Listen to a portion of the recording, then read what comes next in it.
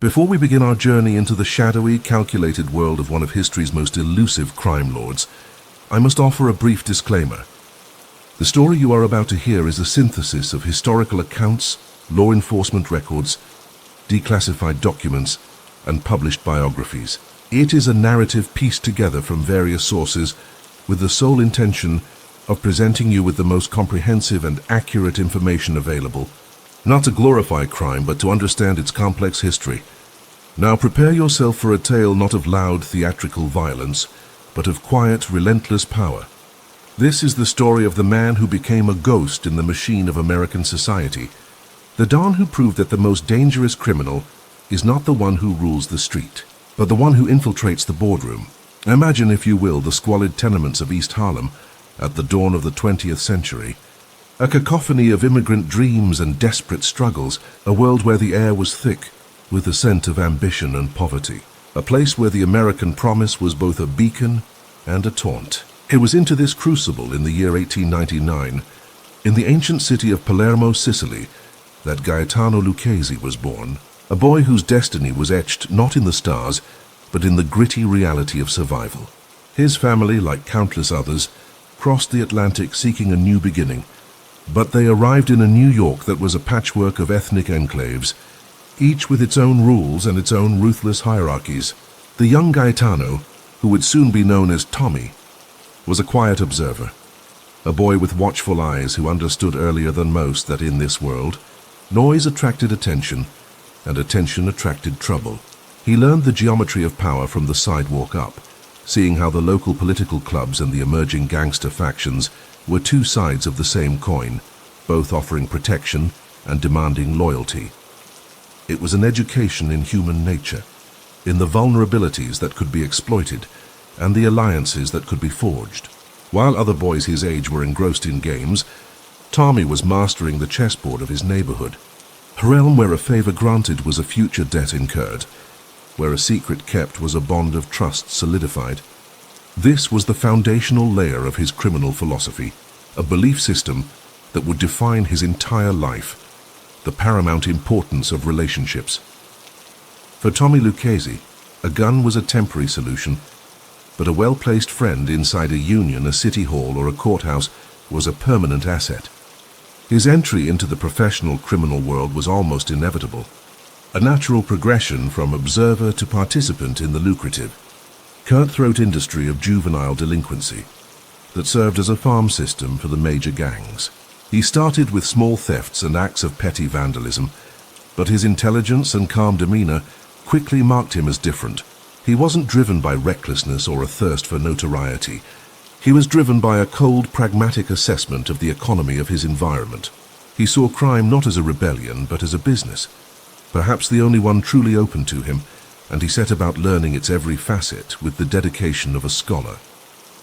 It was during this apprenticeship in the underworld that he acquired the nickname that would follow him for the rest of his days, Three-Finger Brown.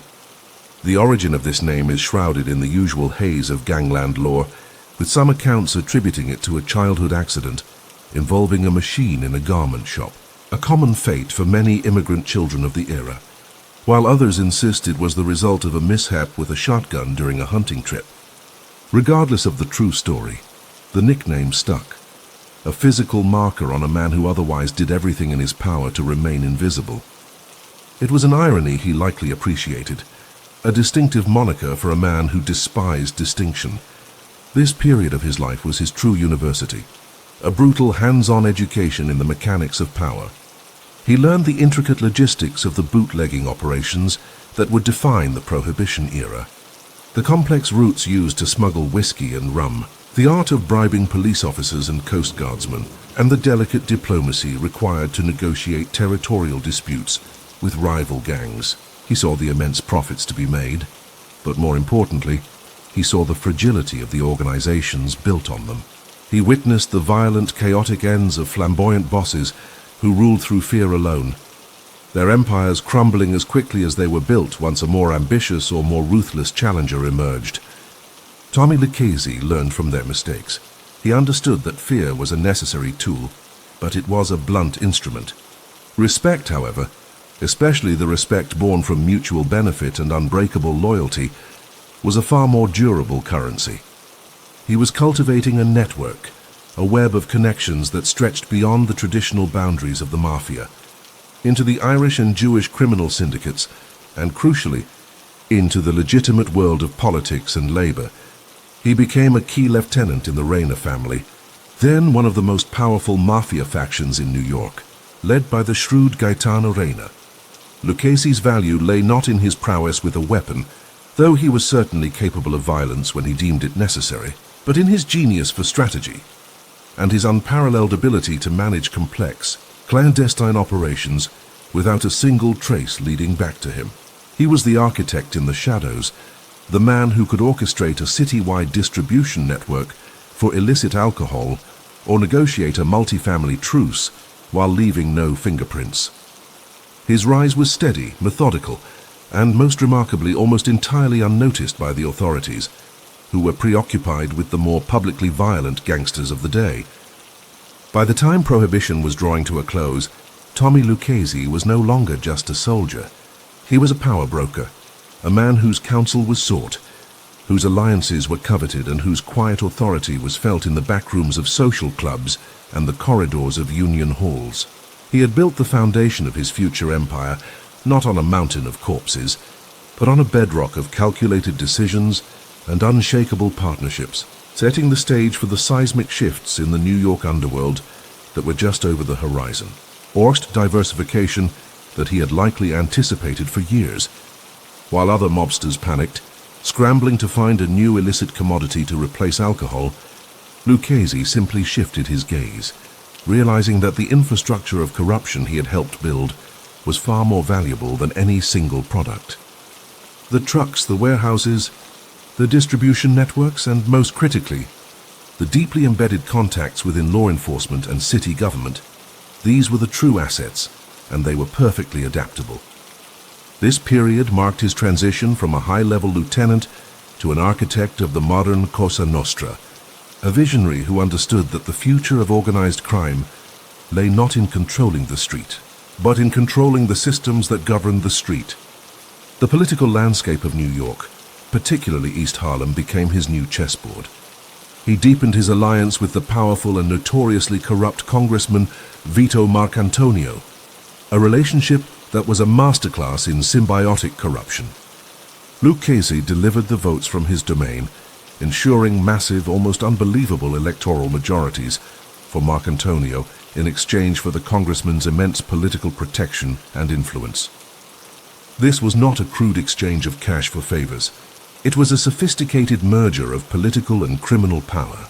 Lucchese's men, his associates, and the thousands of people who lived and worked in the neighborhoods he influenced became a monolithic voting bloc, a machine that could guarantee election outcomes. In return, Marcantonio provided a shield, intervening in criminal cases, steering lucrative government contracts towards Lucchese's growing portfolio of legitimate businesses, and providing intelligence on any law enforcement initiatives that threatened the organization. This political shield was his greatest weapon, allowing him to operate with an impunity that more violent and visible bosses could only dream of. It was during this time of political consolidation that the first great internal Mafia war, the Castellammarese War, reached its bloody conclusion, reshaping the entire underworld and creating the five-family structure that would define New York crime for decades. Lucchese, ever the survivor, navigated this conflict with his characteristic caution and foresight. His boss, Gaetano Reina, was assassinated on the orders of the rising power. Joe the Boss Masseria, and Lucchese, instead of seeking immediate and futile revenge, pragmatically aligned himself with the winning faction led by Salvatore Maranzano. This was not an act of cowardice, but of supreme calculation. He understood the tides of power and knew when to bend rather than break. When Maranzano himself was swiftly eliminated in a plot orchestrated by a younger, more ambitious generation of mobsters like Lucky Luciano, Lucchese once again adapted, seamlessly integrating into the new order. He became a loyal and trusted capo in the family, now led by Tommy Gagliano, a man who shared Lucchese's preference for anonymity over infamy. The Gagliano family, which would later bear Lucchese's name, was known for its focus on quiet, profitable ventures like labor racketeering, loan sharking and gambling. Rather than the flashy and dangerous headline-grabbing violence of other groups, this was the perfect environment for Lucchese's talents to flourish. He began a systematic, decades-long campaign to infiltrate and control the garment industry, a cornerstone of New York's legitimate economy. He saw the immense potential for profit in the convergence of labor unions and manufacturing. Through a combination of strategic violence, cunning negotiation, and outright coercion, his men gained control of key trucking and garment workers' unions. This control allowed him to paralyze the entire industry with a single phone call. A manufacturer who refused to pay protection money would find his delivery trucks unable to move, or his workers suddenly on strike. A competing business that wouldn't play ball would be driven into bankruptcy through a constant stream of labor disputes and logistical nightmares. He created a shadow economy within the legitimate one, a system of tributes and kickbacks that flowed upwards from the bustling garment district directly into his coffers. This was his genius. He wasn't just extorting businesses, he was inserting himself as an indispensable, albeit invisible, partner in their operations. He provided stability and labor peace for a price, effectively becoming a ghostly executive on the payroll of dozens of companies. His power grew so immense that he could dictate fashion trends, determining which clothing manufacturers would thrive and which would fail based solely on his whims and financial arrangements. This deep, quiet entrenchment in a legitimate industry was far more lucrative and far less risky than any bootlegging operation had ever been. It was during this era of industrial control that he also perfected the art of loan sharking, or shylocking, turning it from a brutal street-level activity into a sophisticated financial service for the desperate. Gamblers, small business owners, and even other criminals who found themselves in need of quick capital, with no questions asked, would come to Lucchese's lenders.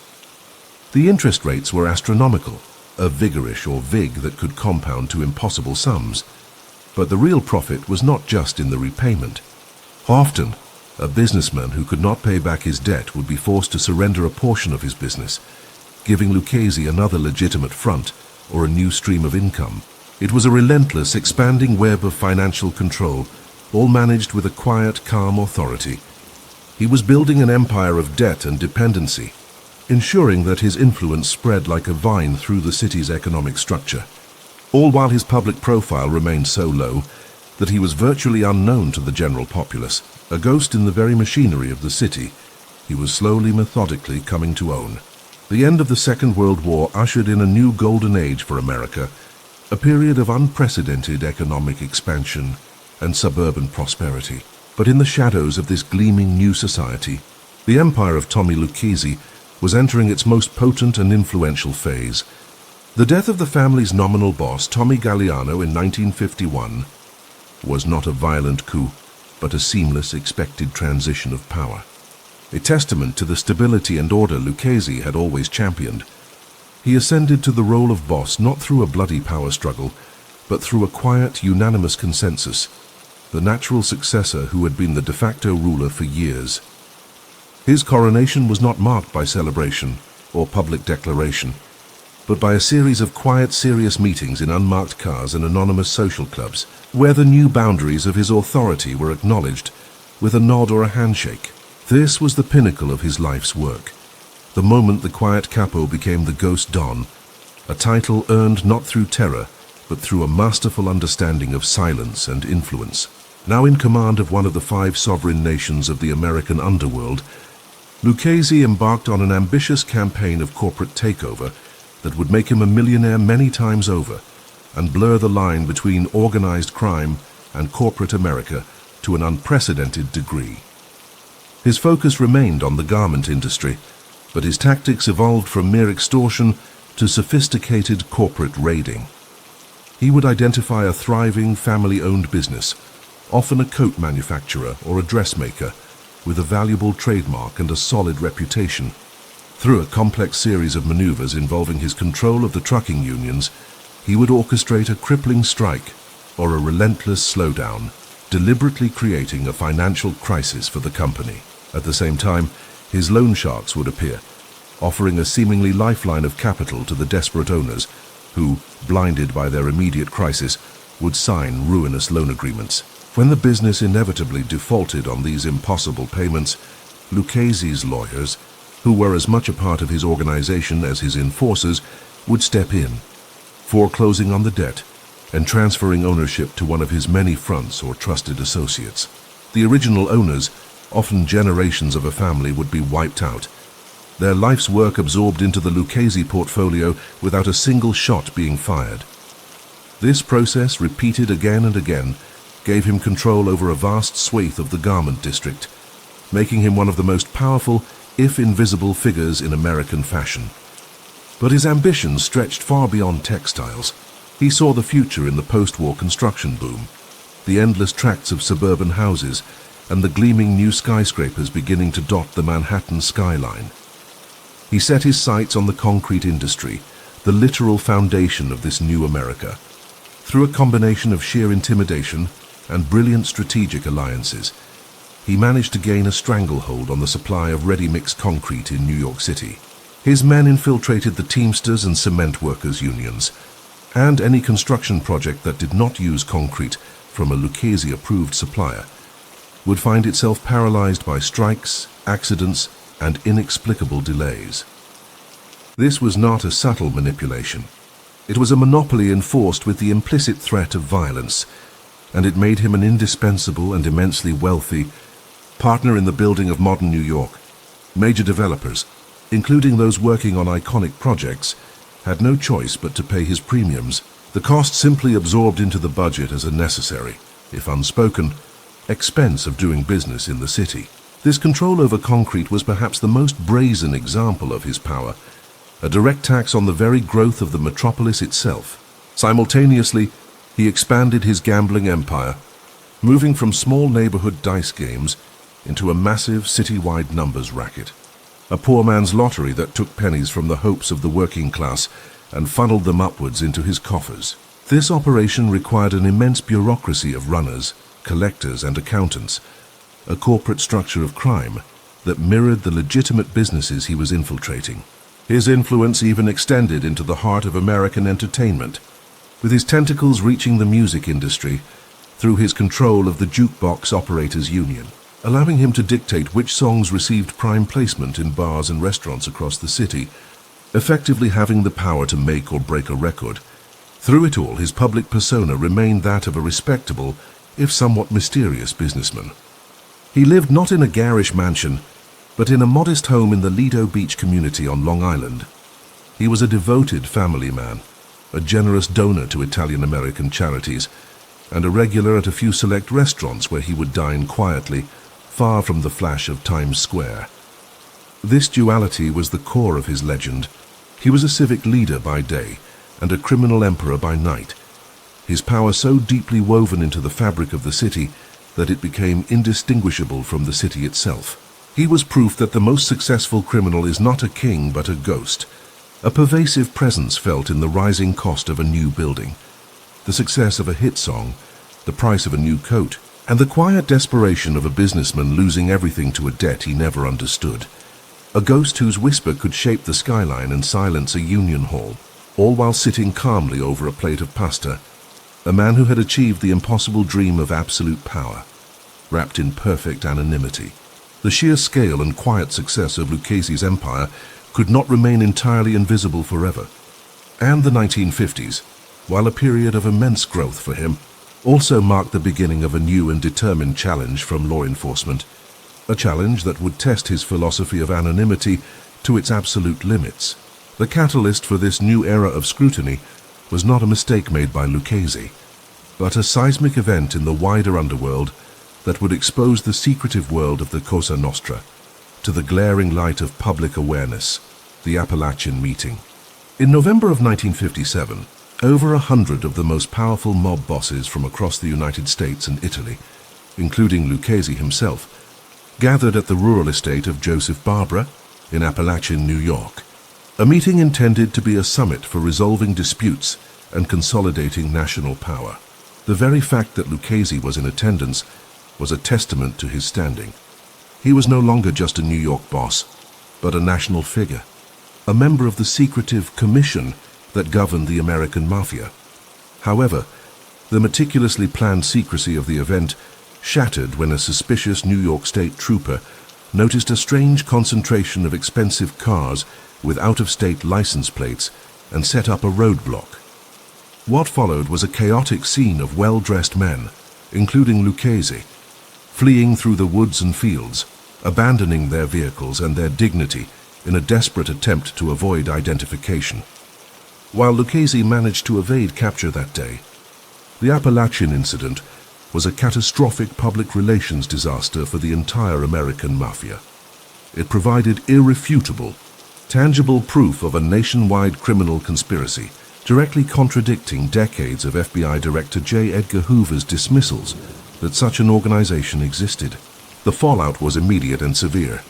Every identified attendee, including Lucchese, was subpoenaed to testify before a grand jury. This was the moment the Ghost Don was forced into the light, his photograph splashed across newspapers, his name suddenly becoming synonymous with a criminal network the public was only just beginning to comprehend. For a man who had built his entire life on remaining in the shadows, it was a nightmare scenario. Yet even under this unprecedented pressure, his calm and calculated nature did not falter. When he testified, he was the picture of a baffled and respectable businessman, claiming he had merely been visiting a sick friend at the Barber estate and was as surprised as anyone by the large gathering. He offered nothing, admitted to nothing, and revealed less than nothing, hiding behind a mask of polite confusion and feigned ignorance. It was a masterful performance, but it could not stop the legal and investigative tide that was now turning. The Apalachin debacle directly led to the creation of a special New York State Police unit dedicated solely to investigating him, a unit that began the painstaking work of mapping his vast and complex web of associations. Federal agencies, now with Hoover's reluctant blessing, also intensified their focus, employing new tools like federal tax laws to pursue him where traditional racketeering charges had failed. This was the beginning of a long, slow siege on his empire. The authorities understood they could not confront his power directly. Instead, they began chipping away at the edges, targeting his lieutenants, his financial operations, and his union contacts. They arrested his top enforcers and bookmakers, squeezing them for information. They audited his legitimate businesses, from the garment fronts to the concrete suppliers, looking for any financial discrepancy that could form the basis of a tax evasion case. For the first time in decades, Lucchese found himself operating in a landscape that was growing increasingly hostile, where every phone call was potentially monitored and every associate was a potential informant. The pressure was relentless, a constant low-grade hum of legal threat that sought to unravel the intricate tapestry he had spent a lifetime weaving. Yet even as the walls began to close in, his influence remained profound. He adapted his strategies, becoming even more clandestine, communicating only through trusted messengers and avoiding written records entirely. He delegated more authority, creating layers of insulation between himself and the day-to-day operations of his criminal enterprises. He leaned even more heavily on his political connections, though these too were becoming riskier as public awareness grew. The 1950s closed not with a bang for Tommy Lucchese, but with the slow, steady creep of a shadow he could not control. The long arm of the law finally extending towards the ghost, determined to prove that even the most carefully constructed invisibility is no match for the relentless, patient gaze of a justice that has been awakened, a justice that would spend the next decade slowly, methodically, building a case not just against the man, but against the very legend of his untouchability.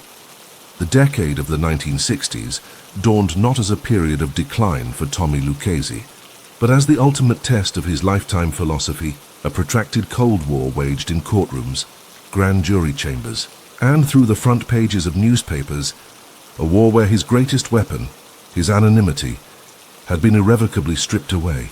The public spectacle of Apalachin had transformed him from a rumor into a target, and now every agency from the FBI to the IRS was dedicated to a singular purpose, piercing the armor of his respectability and finding a chink through which they could bring the full weight of the law down upon him.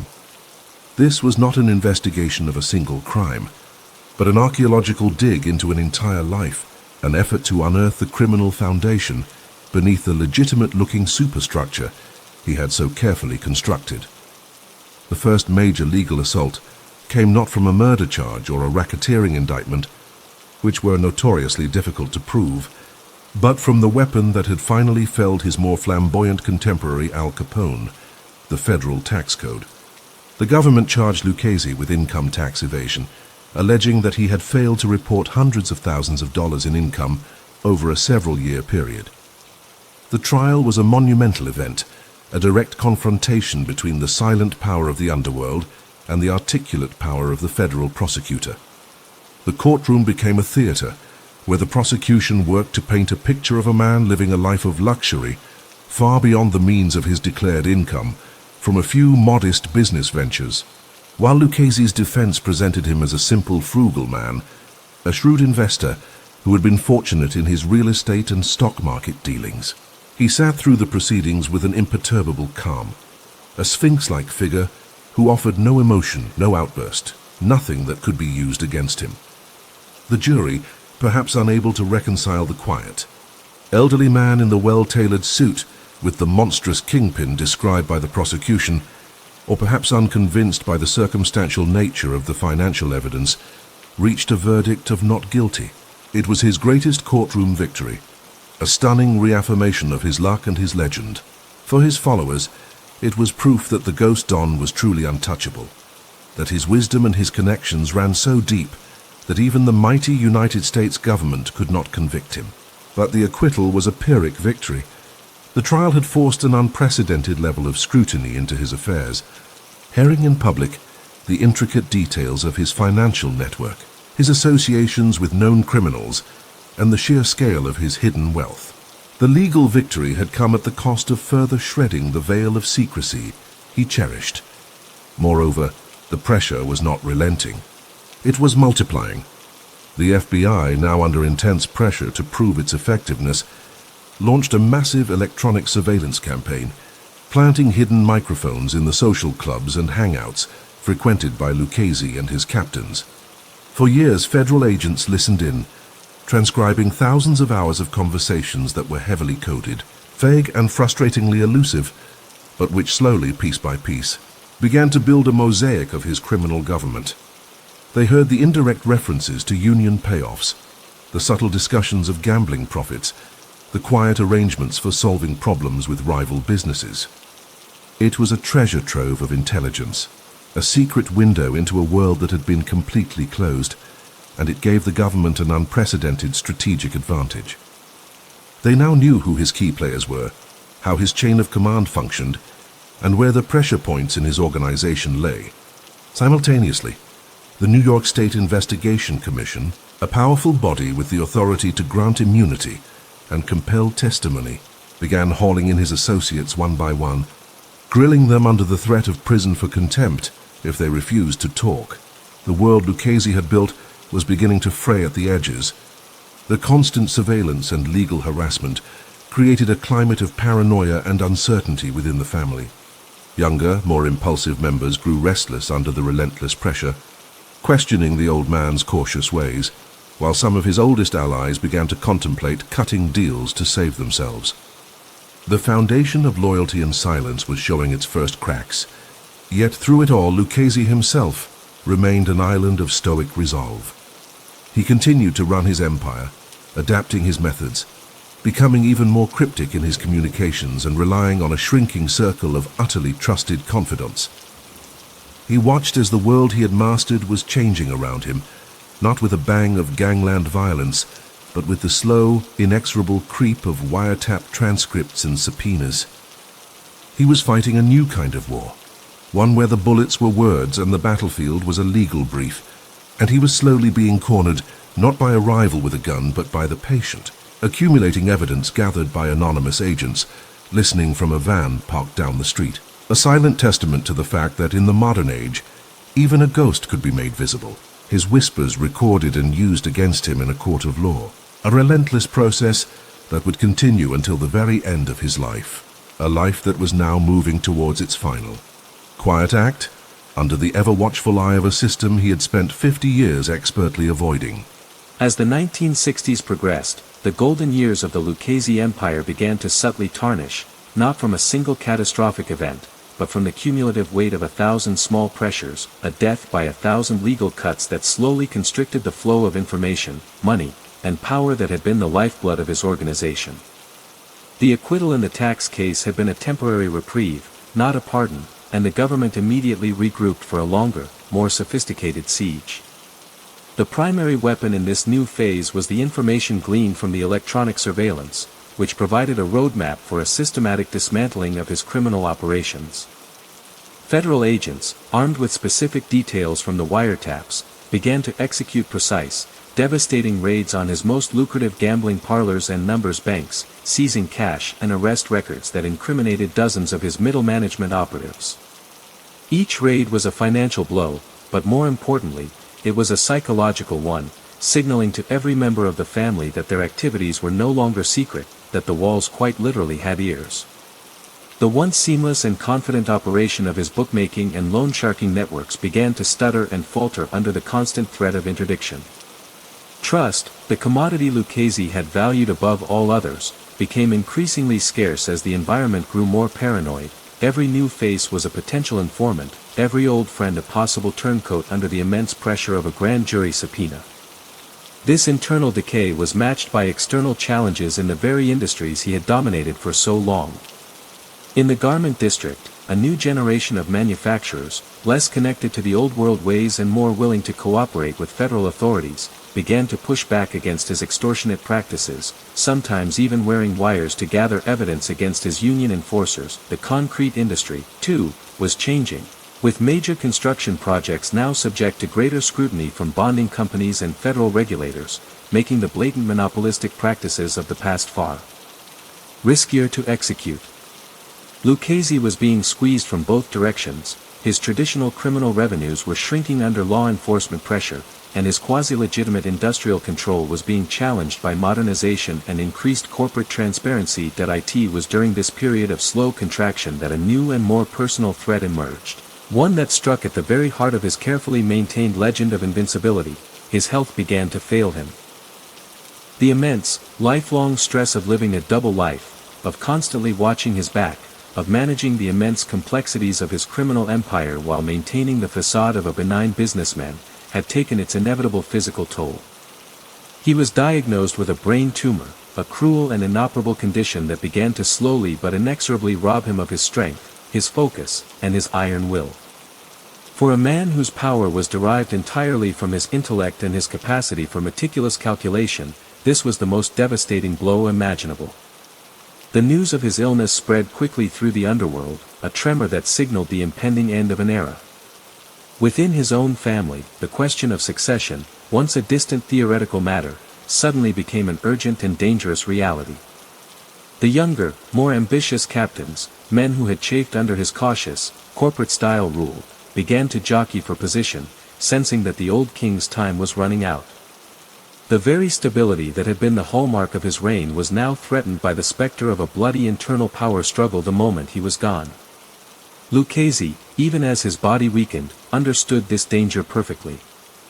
With the same strategic foresight he had applied to every business decision, he began to plan for the continuity of his empire, aiming for a peaceful transition that would preserve his legacy and prevent a war that would only bring more heat from the authorities. He reportedly anointed as his successor a man named Carmine Tremonti, a respected and low-key capo who shared Lucchese's preference for business over violence, a choice intended to ensure that the corporate model of crime would continue. This was his final, grand strategic move, an attempt to project his influence beyond the grave. But the world was changing too fast. The Mafia's code of silence, omerta, was crumbling under the relentless pressure of federal investigations and the offer of witness protection programs. The young Turks in the family were less bound by tradition and more impressed by the flashy, violent successes of families like the Gambinos. As Lucchese lay dying, the empire he had built was already beginning to fracture, its foundations weakened by external forces and internal ambitions. The Ghost Don, who had navigated the rise of Prohibition, the Castellammarese War, the post-war boom, and the aftermath of Apalachin, now faced an enemy he could not outsmart, bribe, or intimidate. His final days were spent not in a triumphant reckoning of his power, but in a quiet, painful retreat from the world he had dominated, a world that was already moving on, preparing for the chaotic and violent power vacuum that his death would inevitably create, a stark and lonely end for a man who had once been a ghost in the machine of an entire city, now reduced to a fading patient. His brilliant mind clouded by disease, his vast empire beginning its slow, inexorable unraveling at the very moment he needed all his strength just to hold on to life itself.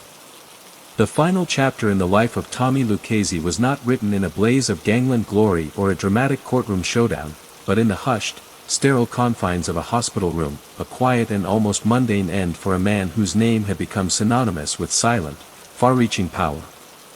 He passed away on July 13, 1967, at the age of 67, his body finally succumbing to the brain tumor that had been slowly claiming him, his death certificate listing the cause with a bureaucratic finality that stood in stark contrast to the complex and violent world he had ruled.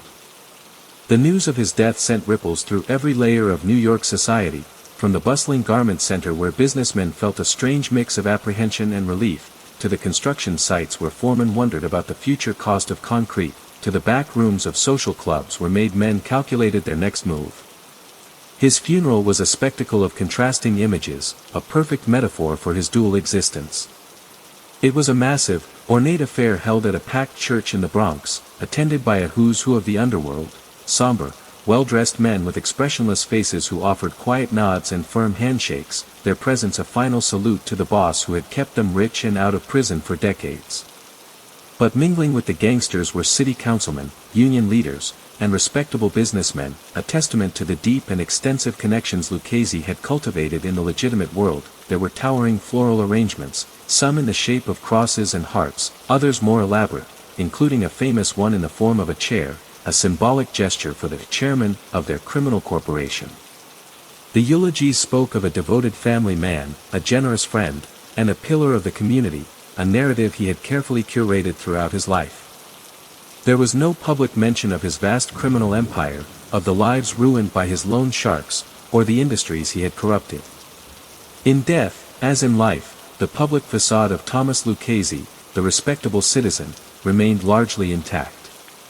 Yet, beneath the solemn pageantry, the underworld was already in motion.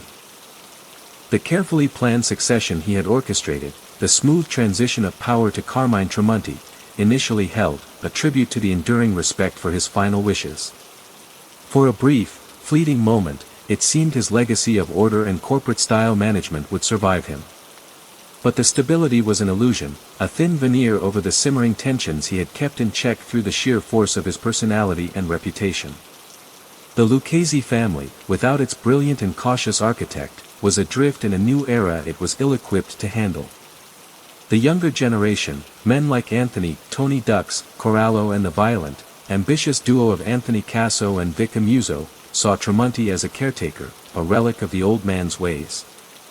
They were products of a different time, less interested in patient corporate infiltration and more in the immediate, visceral profits from drug trafficking and brutal street-level domination. The philosophy of avoiding headlines, which had been Lucchese's cardinal rule, was now seen as an outdated constraint. The internal pressure for a more aggressive, and consequently more visible, approach to crime began to build. This internal power struggle was dramatically accelerated by external forces. The federal government, which had spent years building cases based on the wiretaps from Lucchese's era, now found the organization under new leadership to be far less disciplined, far more prone to mistakes that could be exploited. The Racketeer-Influenced and Corrupt Organizations Act, or RICO, was on the horizon, a legal weapon of mass destruction designed specifically to dismantle criminal enterprises like the one Lucchese had built. His successors, lacking his foresight and subtlety, would walk directly into the RICO trap, their conversations now captured by a new generation of surveillance, their violent acts providing the predicate offenses needed for devastating indictments. The empire of silence and influence began to crumble into an era of betrayal and loud, public trials. The once impregnable family was ripped apart from the inside by a wave of informants, men who, without the binding loyalty inspired by Lucchese, chose to save themselves by testifying against their bosses. The corporate model of crime died with the ghost dawn, replaced by a bloody and chaotic scramble for power that ultimately led to the convictions of nearly the entire upper echelon of the family he had led. The final, bitter irony was that Tommy Lucchese, the man who had been arrested only twice after 1931 and who had beaten a major federal tax case, left behind an organization that would become a case study in how not to run a mafia family in the modern age, a testament to the fact that his genius was not transferable. His death marked the true end of an era, the closing of a chapter where a criminal could operate as a ghost in the machine. The machine had now developed sharper eyes, better ears, and far more powerful tools, and the world of organized crime would never again see a dawn quite like Tommy Lucchese, the quiet man from Palermo who understood that the most powerful king is the one whose name nobody knows, a lesson his successors failed to learn, leading them from the shadows he cherished into the glaring, unforgiving light of American justice. The legacy of Tommy Lucchese is a complex and paradoxical tapestry, woven with threads of immense power and profound silence, a study in contrasts that continues to fascinate historians and criminologists decades after his passing. To measure his success merely in financial terms or in the breadth of his criminal portfolio is to miss the essence of his genius. His true legacy was his methodology, a philosophy of power that emphasized influence over intimidation, integration over confrontation, and patience over impulsivity. He was the quintessential corporate raider of the underworld, a man who understood that controlling the system was infinitely more profitable and sustainable than simply looting it from the outside. His empire was not a monolithic structure built on fear, but a diversified conglomerate with holdings in labor, industry, politics, and finance, all managed with the cool detachment of a Fortune 500 CEO. He demonstrated that the most effective criminal enterprise mirrors the legitimate economy, finding its strength in monopolies, in controlling essential services like transportation and materials, and in leveraging debt to gain ownership and control. This corporate model allowed him to build a fortune that was largely immune to the vagaries of law enforcement crackdowns on specific illicit activities like gambling or prostitution. When one revenue stream was threatened, another, often more legitimate-looking one, could easily bear the weight. His influence on the physical landscape of New York City is an indelible, if invisible, part of his legacy. The skyline that defines modern Manhattan, a forest of steel and glass, was quite literally poured with concrete that he controlled, a hidden tax on progress that funneled millions into his coffers and ensured that his mark was etched into the very foundations of the city's most iconic structures. The garments sold in department stores across America, the hit records spinning on jukeboxes, the flow of goods in and out of the bustling markets, all of these were touched by his unseen hand. He was a master of what economists now call the rent-seeking model, inserting himself as an unnecessary but unavoidable middleman in countless transactions, skimming profit without adding value, a parasite on the host of legitimate commerce. Yet, for all his criminal brilliance, his ultimate legacy for the Mafia itself is one of caution. He proved that a criminal could achieve near absolute power and insulation through intelligence and connections, but he also proved that this model was inherently fragile, too dependent on the unique talents and disciplined character of a single individual.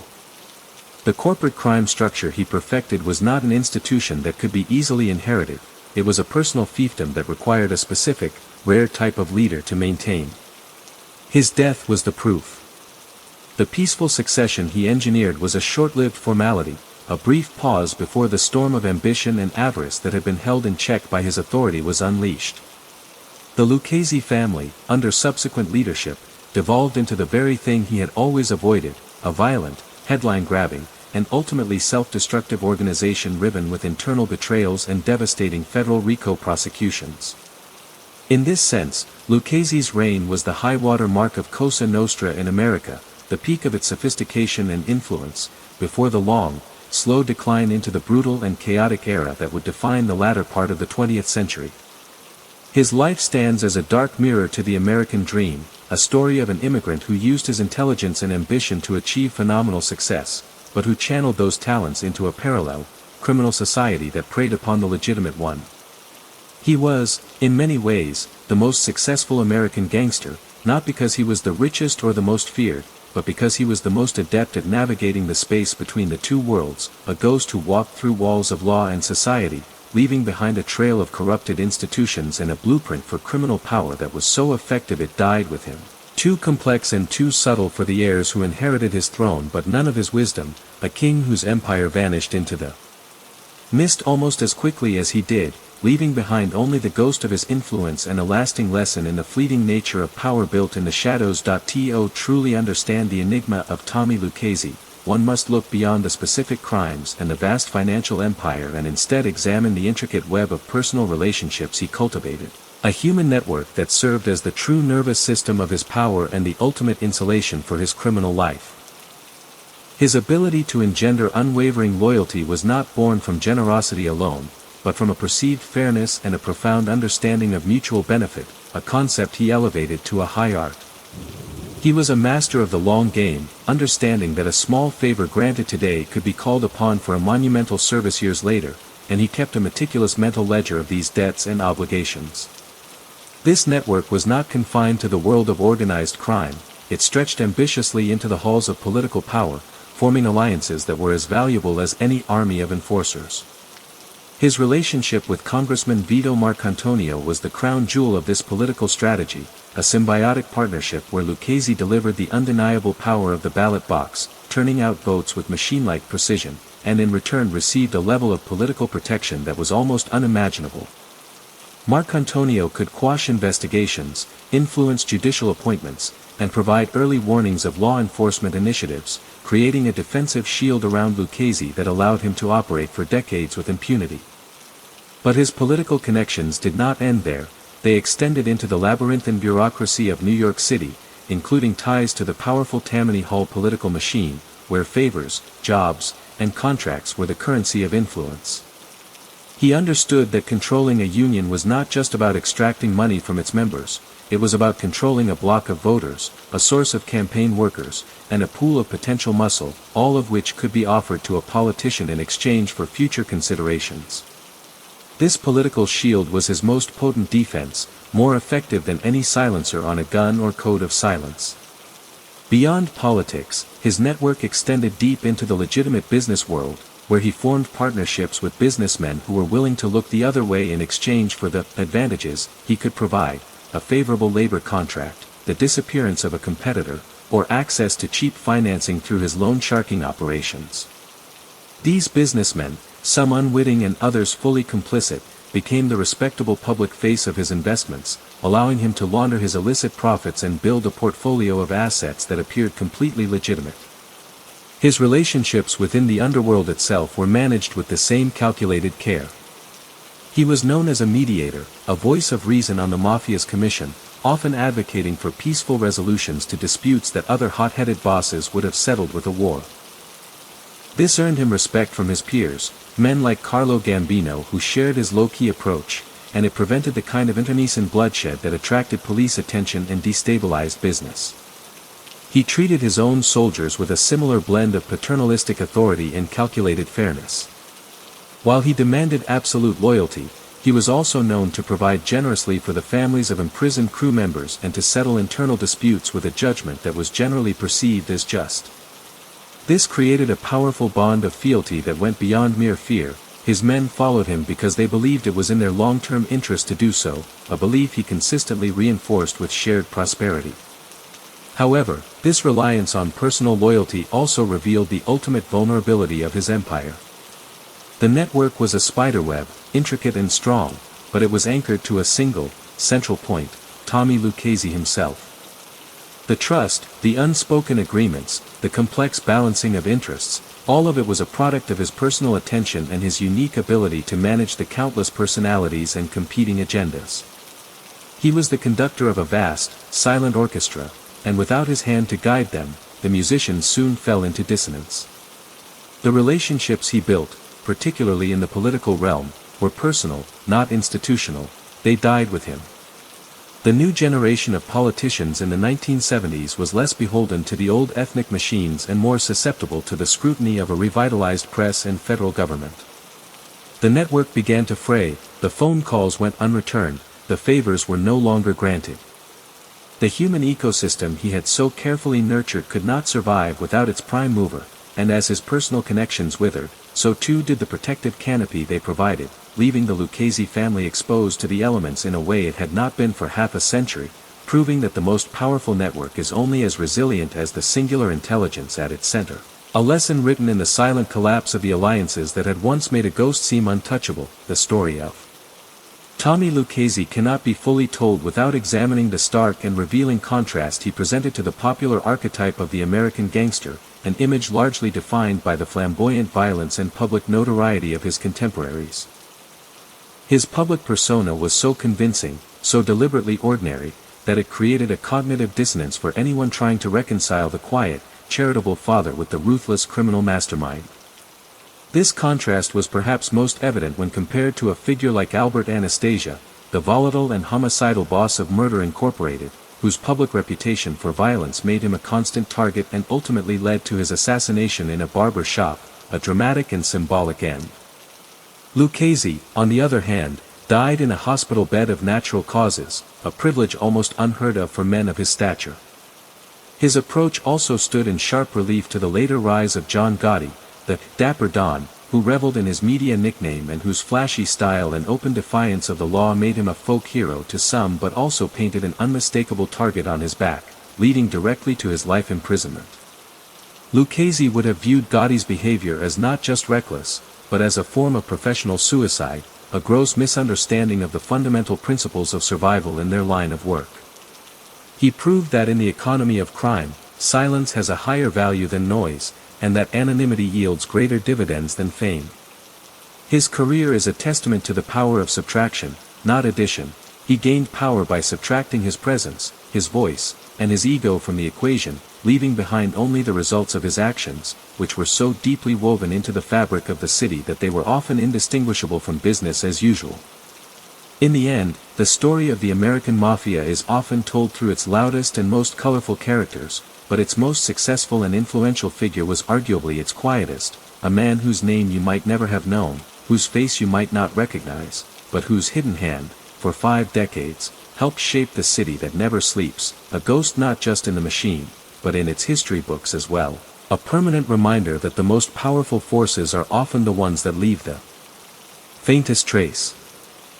The philosophical underpinnings of Tommy Lucchese's criminal empire, a cold and pragmatic worldview that guided every decision from the streets of East Harlem to the commission tables, represented a radical departure from the traditional notions of gangster honor and territorial dominance, instead embracing a vision of crime as a seamless and integrated component of capitalism itself.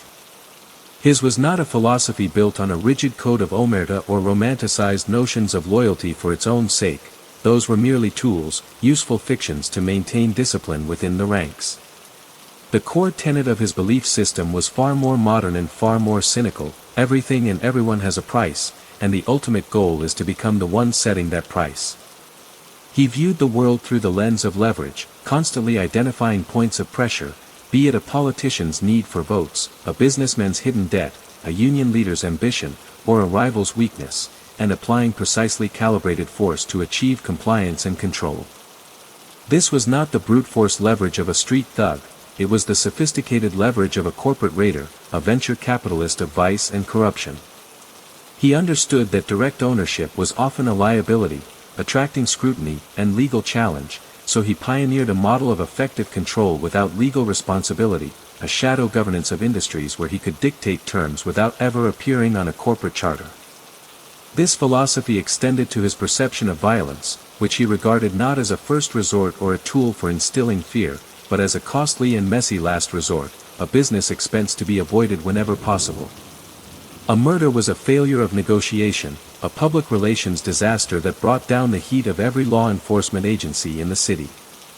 He preferred the slow, inexorable pressure of economic strangulation, the strike that bankrupts a company, the loan that can never be repaid, the contract that is mysteriously lost, a form of violence that was just as fatal to its targets but left no fingerprints and could not be tried in a court of law.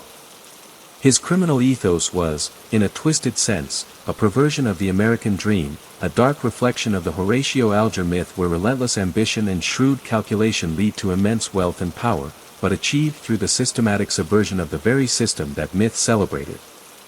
He believed in the market, but a market he manipulated, he believed in competition, but only after he had rigged the outcome. His worldview was devoid of the tribalistic pride that often fueled other mafia clans. He was perfectly willing to form partnerships with Jewish and Irish gangsters if it was profitable, viewing them not as ethnic rivals but as potential business associates in a larger, moral enterprise. This philosophical approach made him a modernist in a world of traditionalists, a strategist in a world of tacticians.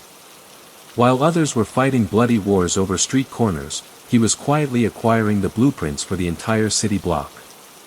His ultimate goal was not to rule the underworld, but to render the distinction between the underworld and the upper world meaningless, to create a hybrid economy where his illicit profits fueled legitimate enterprises and his legitimate influence protected his illicit gains.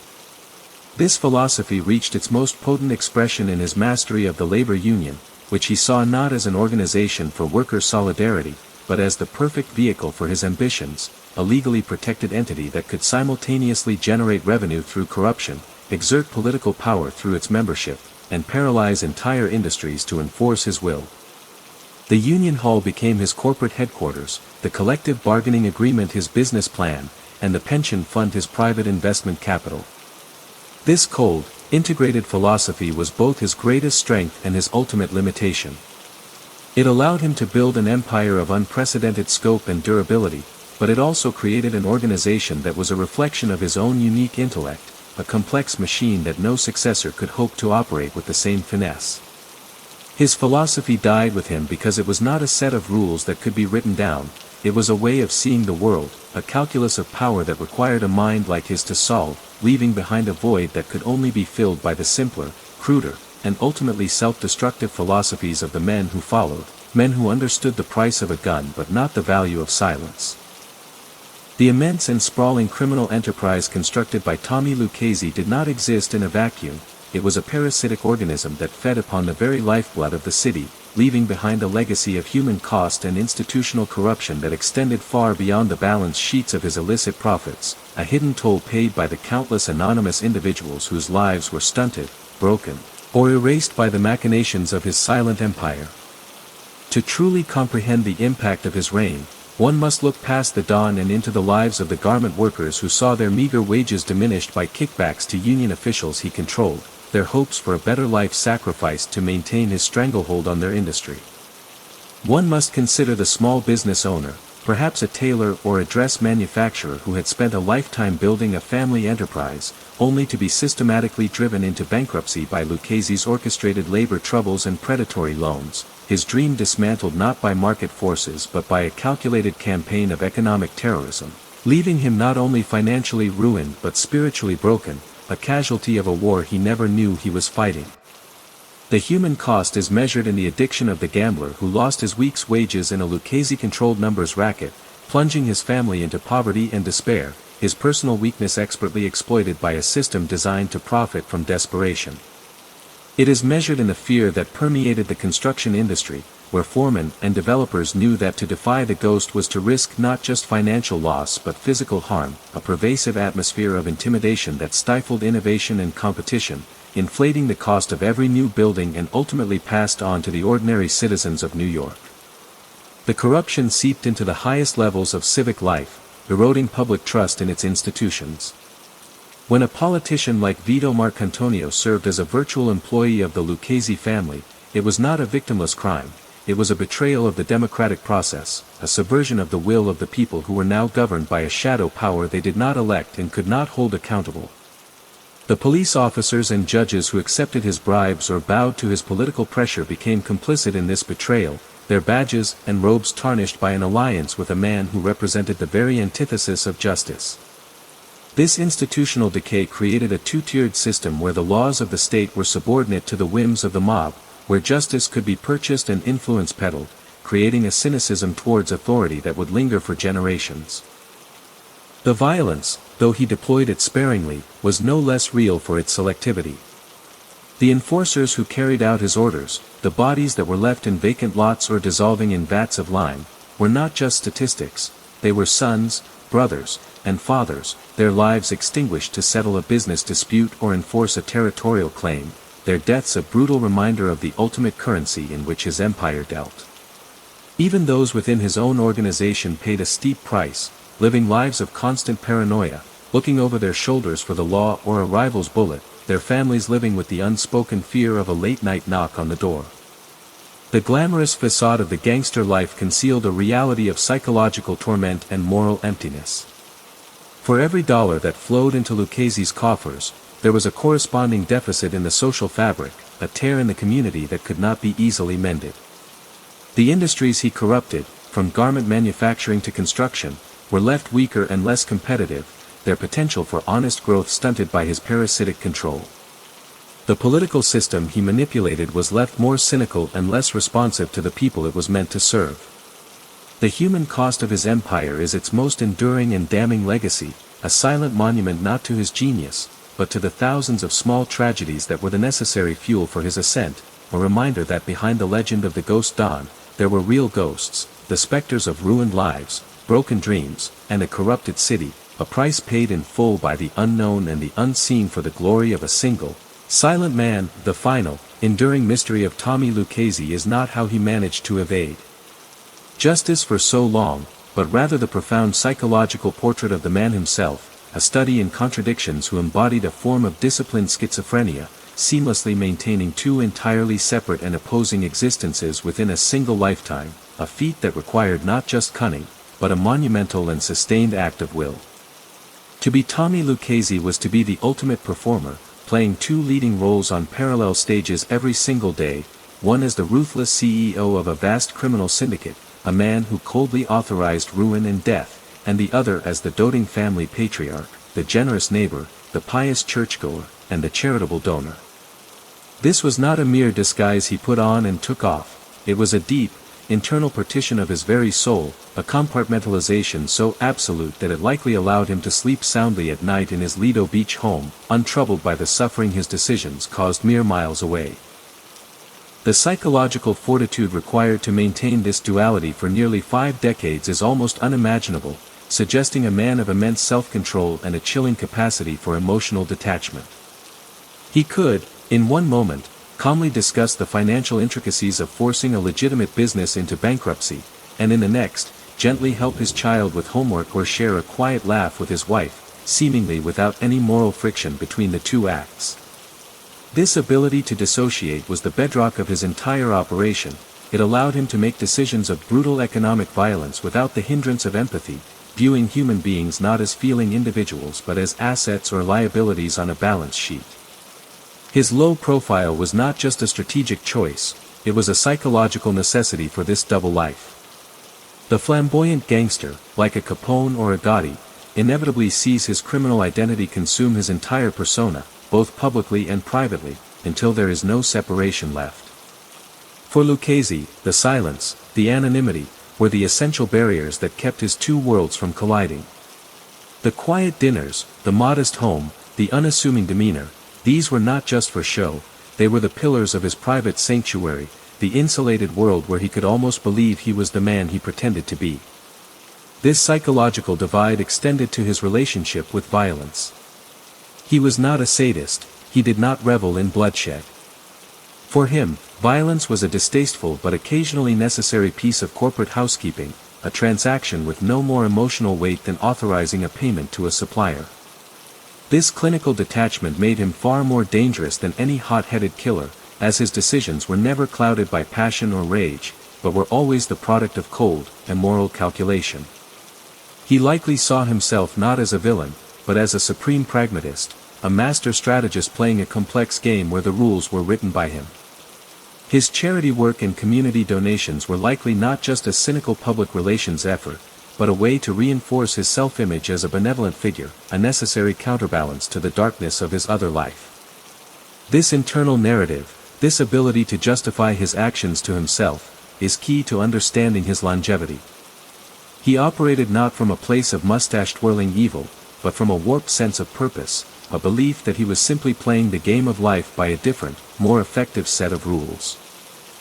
The brain tumor that eventually killed him can be seen as a grimly metaphorical end for a man whose power was entirely cerebral.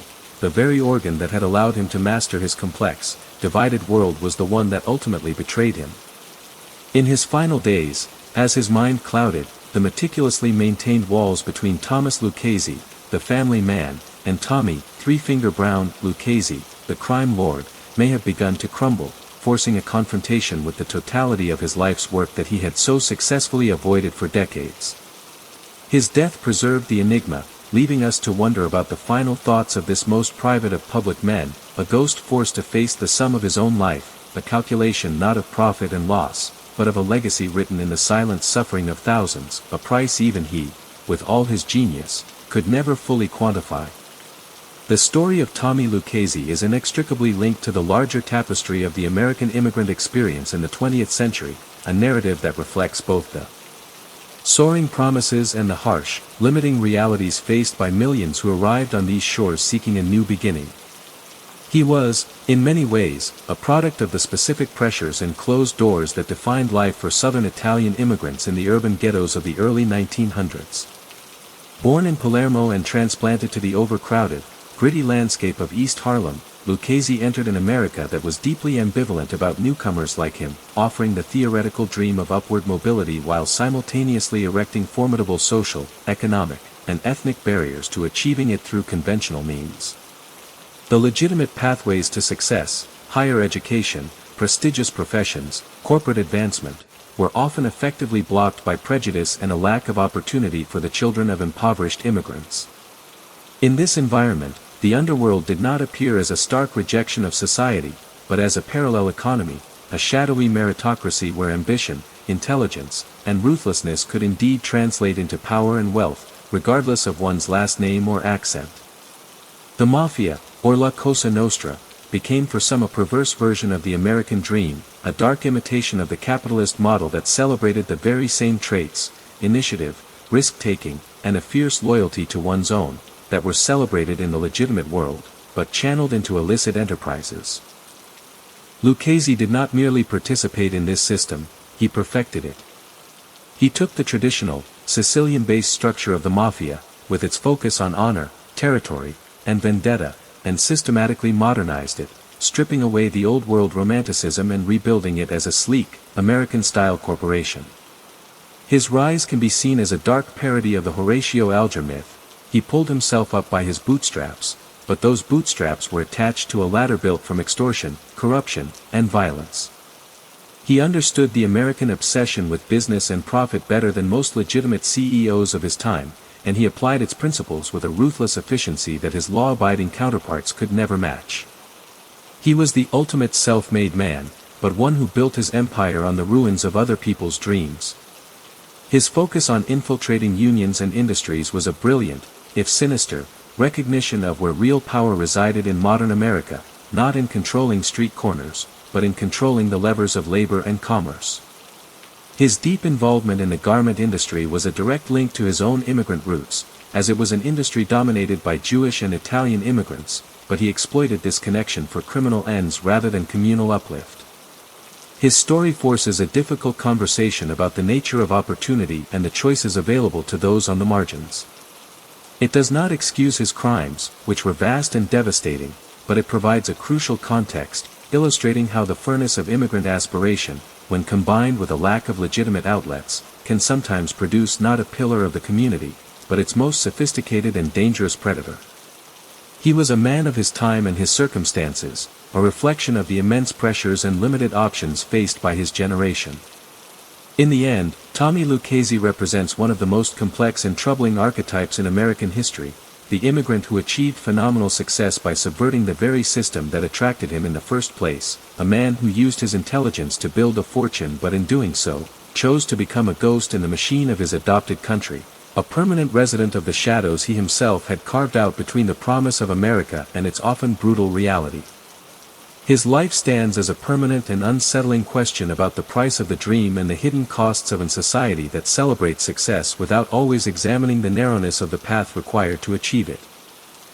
The tools and tactics available to law enforcement during the peak of Tommy Lucchese's power seem almost primitive when compared to the vast digital and surveillance arsenal wielded by modern agencies, a technological disparity that played a crucial role in allowing his ghost-like reign to persist for as long as it did.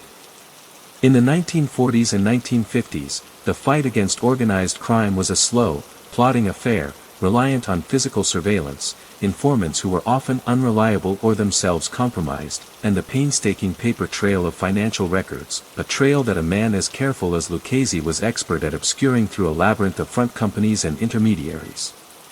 Wiretaps existed, but they were cumbersome, requiring physical connections to phone lines and yielding hours upon hours of conversations that were intentionally vague, heavily coded, and filled with the mundane chatter of everyday life, a needle in a haystack pursuit that required immense manpower and patience. The concept of a dedicated task force focusing on a single criminal organization was still in its infancy, and jurisdictional battles between the FBI, local police, and state agencies often created confusion and gaps that a savvy criminal could exploit. The most significant legal weapon, the Racketeer-Influenced and Corrupt Organizations Act, or RICO, which would later decimate the American Mafia by allowing prosecutors to target the entire enterprise as a continuing criminal conspiracy, was not signed into law until 1970, 3 years after Lucchese's death. He operated in a golden age of criminal impunity, a window in time where the legal system was still designed to prosecute individual crimes like murder or robbery, not the sophisticated, diffuse, and corporate-style criminality that he had mastered. The Federal Bureau of Investigation, under J. Edgar Hoover, was notoriously slow to even acknowledge the existence of a national organized crime syndicate, focusing instead on bank robbers and communists, a blindness that gave men like Lucchese a tremendous operational advantage. Without RICO, prosecutors were forced to chip away at the edges of his empire, going after a bookmaker here, a loan shark there, unable to connect these low-level operatives directly to the man at the top through a coherent legal theory. Lucchese's strategy of insulation, keeping multiple layers between himself and the actual criminal acts, was perfectly suited to counter this legal environment that he was a master of what investigators call redirection, ensuring that any investigation that got too close would hit a dead end or a lower-level lieutenant who would take the fall without implicating the leadership. His deep political connections provided an early warning system, often alerting him to investigations before they even gained momentum, allowing him to dismantle operations, silence potential witnesses, or simply lay low until the heat passed. The taxation system, which finally caught Al Capone, was a threat, but Lucchese was far more sophisticated in his financial camouflage, using his legitimate businesses to commingle funds and create plausible explanations for his wealth. The Apalachin raid in 1957 was a watershed moment precisely because it was such a low-tech, almost accidental success. A curious state trooper and a handwritten list of license plates did what years of federal investigation had failed to do, provide irrefutable proof of a national criminal conspiracy. But even then, the legal framework to fully capitalize on that discovery was not yet in place. Lucchese's death in 1967 came at the very cusp of a new era in law enforcement. The following decades would see the advent of witness protection programs, which broke the code of omerta by offering informants a new life, and the strategic use of RICO statutes, which finally allowed prosecutors to present a jury with the big picture of a criminal corporation. Electronic surveillance became more advanced and widespread, and financial tracking mechanisms grew exponentially more sophisticated. Tommy Lucchese was the last of a certain breed of crime lord, a man whose particular genius was perfectly calibrated to the specific weaknesses and limitations of the law enforcement of his day. He was a ghost who thrived in the fog of an earlier time, and his passing conveniently coincided with the dawn of a brighter, harsher light that would soon expose and dismantle the very empire he had so carefully constructed in the shadows, a world that was already becoming obsolete even as he took his final breath. The intricate and largely hidden financial architecture of the Lucchese crime family represented a dark mirror of Wall Street, a complex and diversified portfolio of illicit and legitimate ventures managed with a discipline that would rival any modern investment firm, all designed to generate massive profits while minimizing risk and visibility. At its core, the empire was a cash-generating machine, fueled by a series of foundational criminal enterprises that acted as its steady, reliable annuities. The numbers racket, a poor man's lottery that took small bets from every neighborhood, provided a constant, untraceable river of cash, a financial lifeblood that was almost impossible to staunch completely. Alongside it, the traditional loan sharking operations served a dual purpose. They generated exorbitant profits from the vigorish, but more importantly, they functioned as a brutal form of venture capitalism, allowing Lucchese to acquire equity in struggling businesses by forcing owners to surrender a share of their company in lieu of repaying an impossible debt. This was how he gained his initial footholds in the garment industry and other sectors, turning desperate debt into tangible assets. The high-stakes illegal gambling parlors catered to a wealthier clientele, providing another robust stream of income. But Lucchese's true genius lay not in these traditional rackets, but in his revolutionary approach to leveraging this criminal capital. He understood that simply accumulating cash was dangerous and inefficient. The money needed to be laundered, invested, and made to work within the legitimate economy. This is where his infiltration of labor unions became his masterstroke. Control over a major union, such as the Teamsters or the garment workers, was like acquiring a Swiss Army knife of financial power. First, it allowed for the systematic siphoning of union treasury funds through bloated salaries for his associates, fake overtime schemes, and rigged contracts for union services.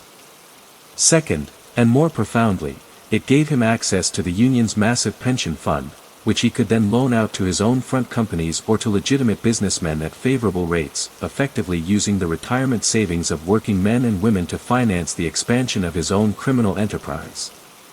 This created a powerful circular economy. Criminal profits were funneled into legitimate-looking businesses, which were then bolstered by loans from union pension funds he controlled, whose success further laundered the original illicit cash and generated more seemingly clean revenue.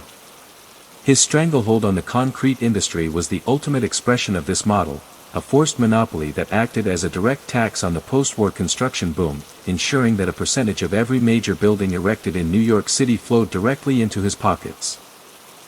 He diversified this portfolio further with interests in music distribution through jukebox unions, garbage carting, and even the nascent vending machine industry. Each of these ventures was chosen for its ability to generate cash, its susceptibility to strong-arm tactics, and its potential for integration into his larger financial ecosystem. The movement of money was managed with meticulous care, flowing through a dizzying network of shell corporations, offshore accounts where possible, and cooperative businesses whose owners were either complicit or coerced. Cash from the numbers racket might be used to pay a corrupt union official, whose influence would then secure a sweetheart contract for a Lucchese-controlled trucking company, whose inflated profits would then be used to pay off a city inspector, creating a self-perpetuating cycle of corruption and wealth generation. This financial web was so vast and so deeply entangled with the legitimate economy that it became incredibly difficult for authorities to untangle. An audit of a single garment company might reveal irregularities, but tracing those irregularities back to the quiet man in Lido Beach was a nearly impossible task. The sheer volume of transactions, the layers of corporate insulation, and the climate of fear that prevented witnesses from talking created a fortress around his wealth.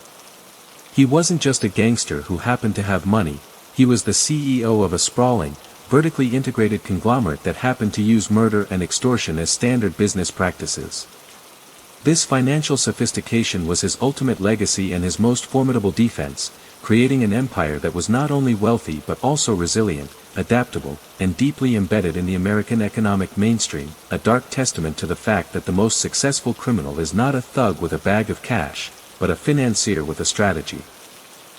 The inevitable and precipitous decline of the Lucchese crime family following the death of its namesake boss stands as one of the most stark and instructive case studies in the history of organized crime, a vivid demonstration of how a corporate empire built on silence and intellect could so rapidly devolve into a chaotic and self-destructive circus of violence, greed, and betrayal, ultimately proving that the sophisticated system was entirely dependent on the singular individual who created it. The carefully orchestrated succession plan that placed Carmine Tremonti at the helm initially provided a facade of stability, but Tremonti, while a respected and low-key figure, lacked the strategic depth, the vast political web, and the sheer intimidating intellect of his predecessor, and he was soon overshadowed by more ruthless and ambitious factions within the family. The first crack in the foundation appeared with the rise of Anthony "Tony Ducks" Corallo, a cunning and well-connected capo who began to consolidate power, but the true descent into chaos began with the emergence of what would become the family's most destructive element, the violent and paranoid duo of Anthony "Gaspipe" Casso and Vic Amuso. These men represented the absolute antithesis of the Lucchese philosophy, where Lucchese saw violence as a costly last resort, Casso and Amuso saw it as the primary and most efficient tool for management, unleashing a reign of terror that horrified even the hardened veterans of the underworld. Their rise to power in the 1980s marked the final, complete rejection of the corporate model, plunging the family into a bloody internal purge where any member suspected of disloyalty, however slight, was marked for death. The legendary discipline and loyalty that Lucchese had cultivated evaporated almost overnight, replaced by a climate of abject fear and rampant suspicion.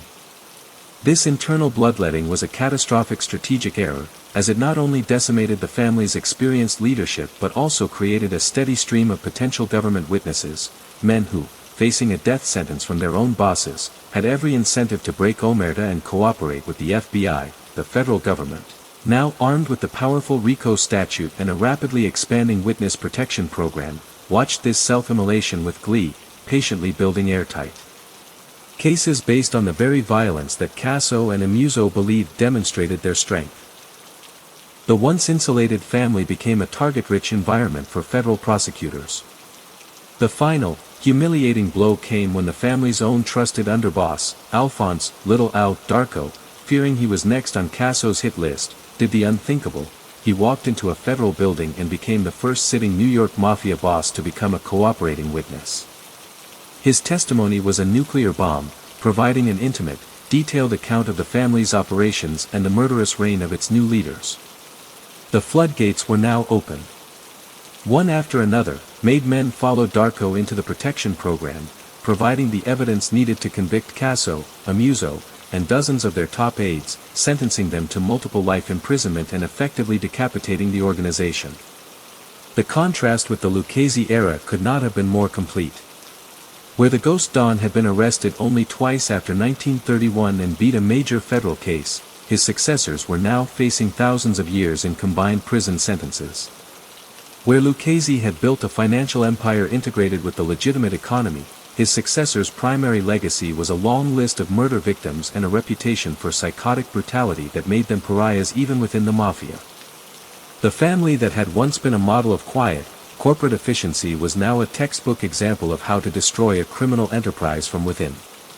The Lucchese name, once whispered with respect in the halls of power, was now a byword for treachery and mismanagement, a cautionary tale written in the blood of its own members and the testimony of its turncoats, a definitive proof that without the guiding intelligence of its founder, the intricate and beautiful machine he built was destined to spin itself apart, its gears grinding against each other until nothing remained but rust and ruin, a silent monument to the fact that in the underworld, as in any other sphere, culture is set from the top, and when the philosopher king is replaced by the savage, the kingdom is doomed to fall. The story of Tommy Lucchese resonates far beyond the specific history of organized crime, serving as a timeless and unsettling allegory for the nature of power itself, a narrative that explores the fundamental question of whether true influence is best achieved through visible dominance or through the patient, unseen cultivation of systems and relationships.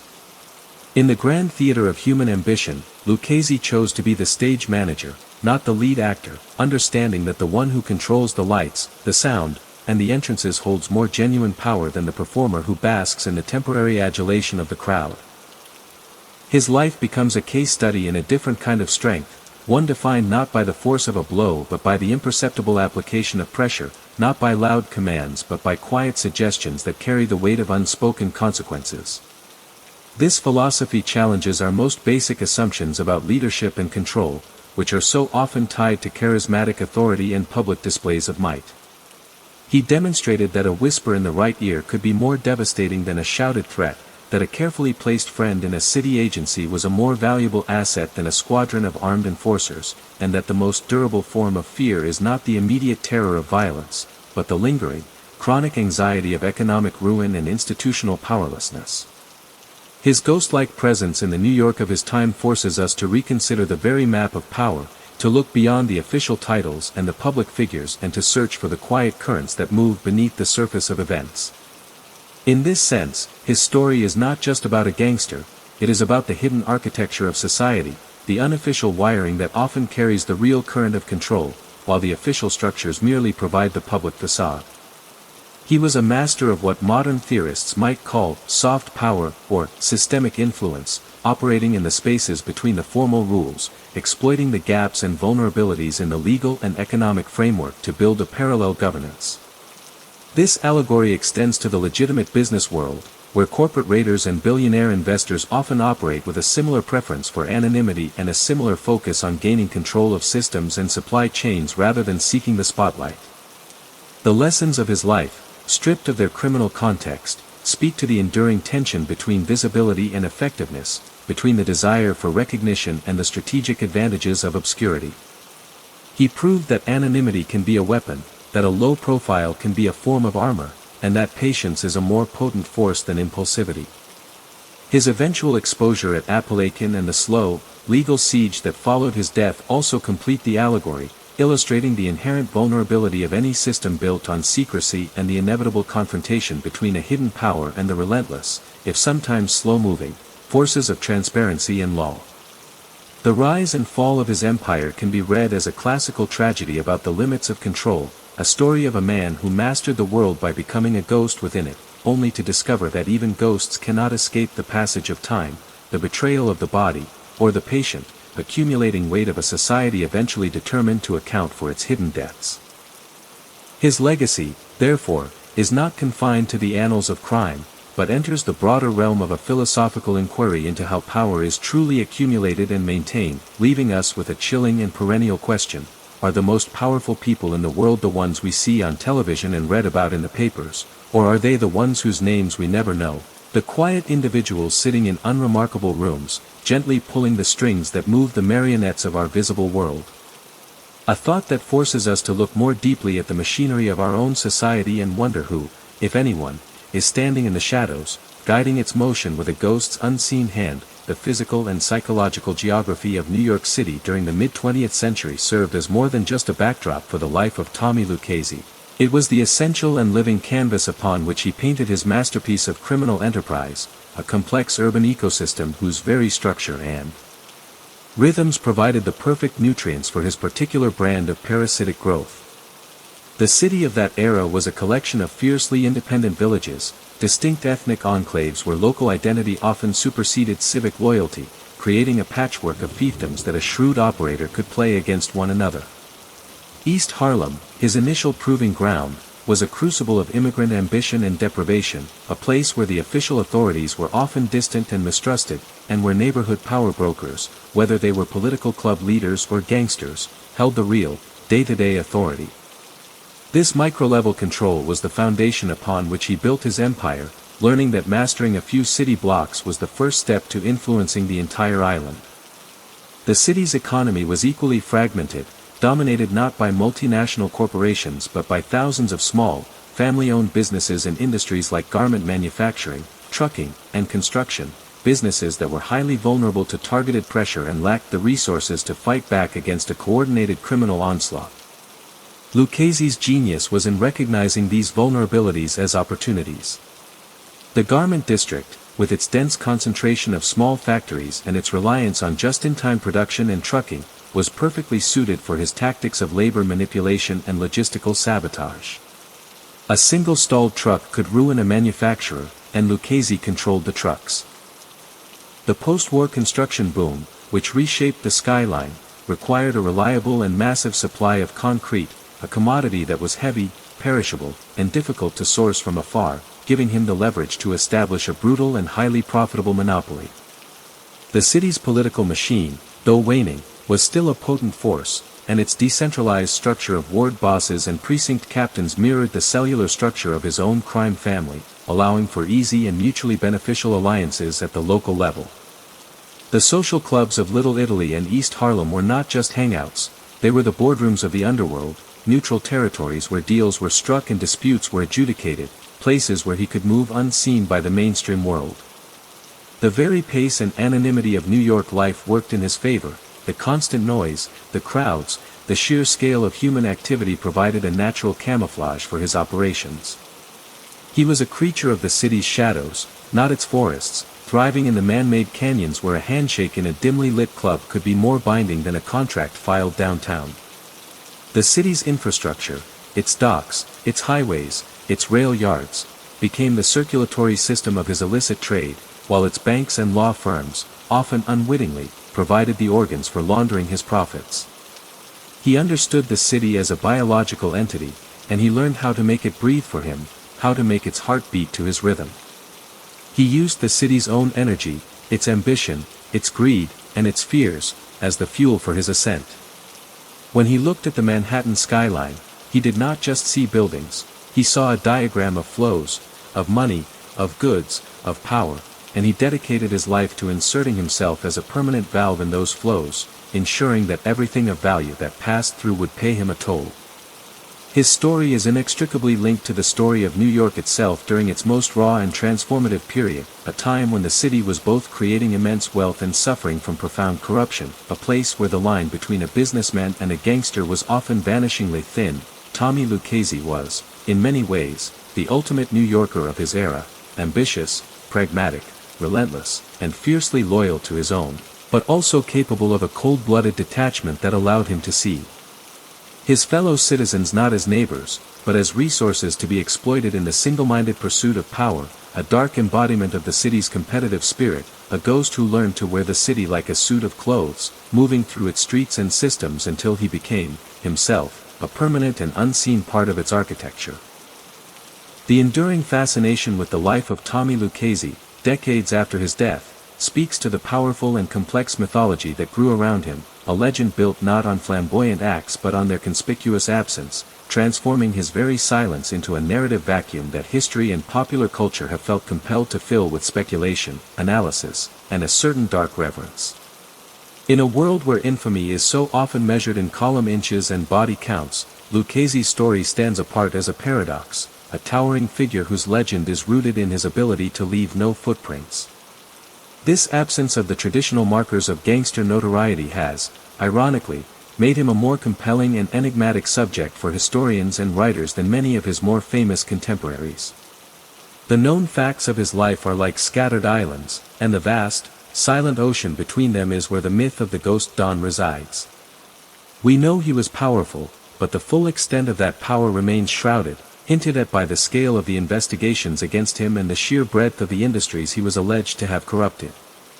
This lack of concrete evidence has allowed his legend to grow in the shadows, becoming a blank screen onto which different narratives can be projected. For some, he is the ultimate criminal mastermind, a strategic genius whose blueprints for corporate-style crime were decades ahead of their time, a figure to be studied with a kind of grim admiration for his intellectual prowess. For others, he is a deeply malevolent force, a corrosive influence whose quiet methods ultimately did more damage to the social fabric of New York than any number of flashy bank robbers, because his corruption was systemic and therefore far more enduring and difficult to eradicate. His story has not been granted the cinematic glamour of a Lucky Luciano or the operatic tragedy of a Al Capone. There is no classic gangster film bearing his name, which is perhaps the final testament to his successful elusiveness. He remains a figure for books and documentaries, a subject for those who wish to look beyond the myth and into the mechanics of power. His nickname, Three-Finger Brown, itself contributes to the myth, a physical marker that seems to belong to a more rustic, violent era, yet it was attached to a man of immense subtlety and modern ambition, creating a dissonance that makes him all the more intriguing.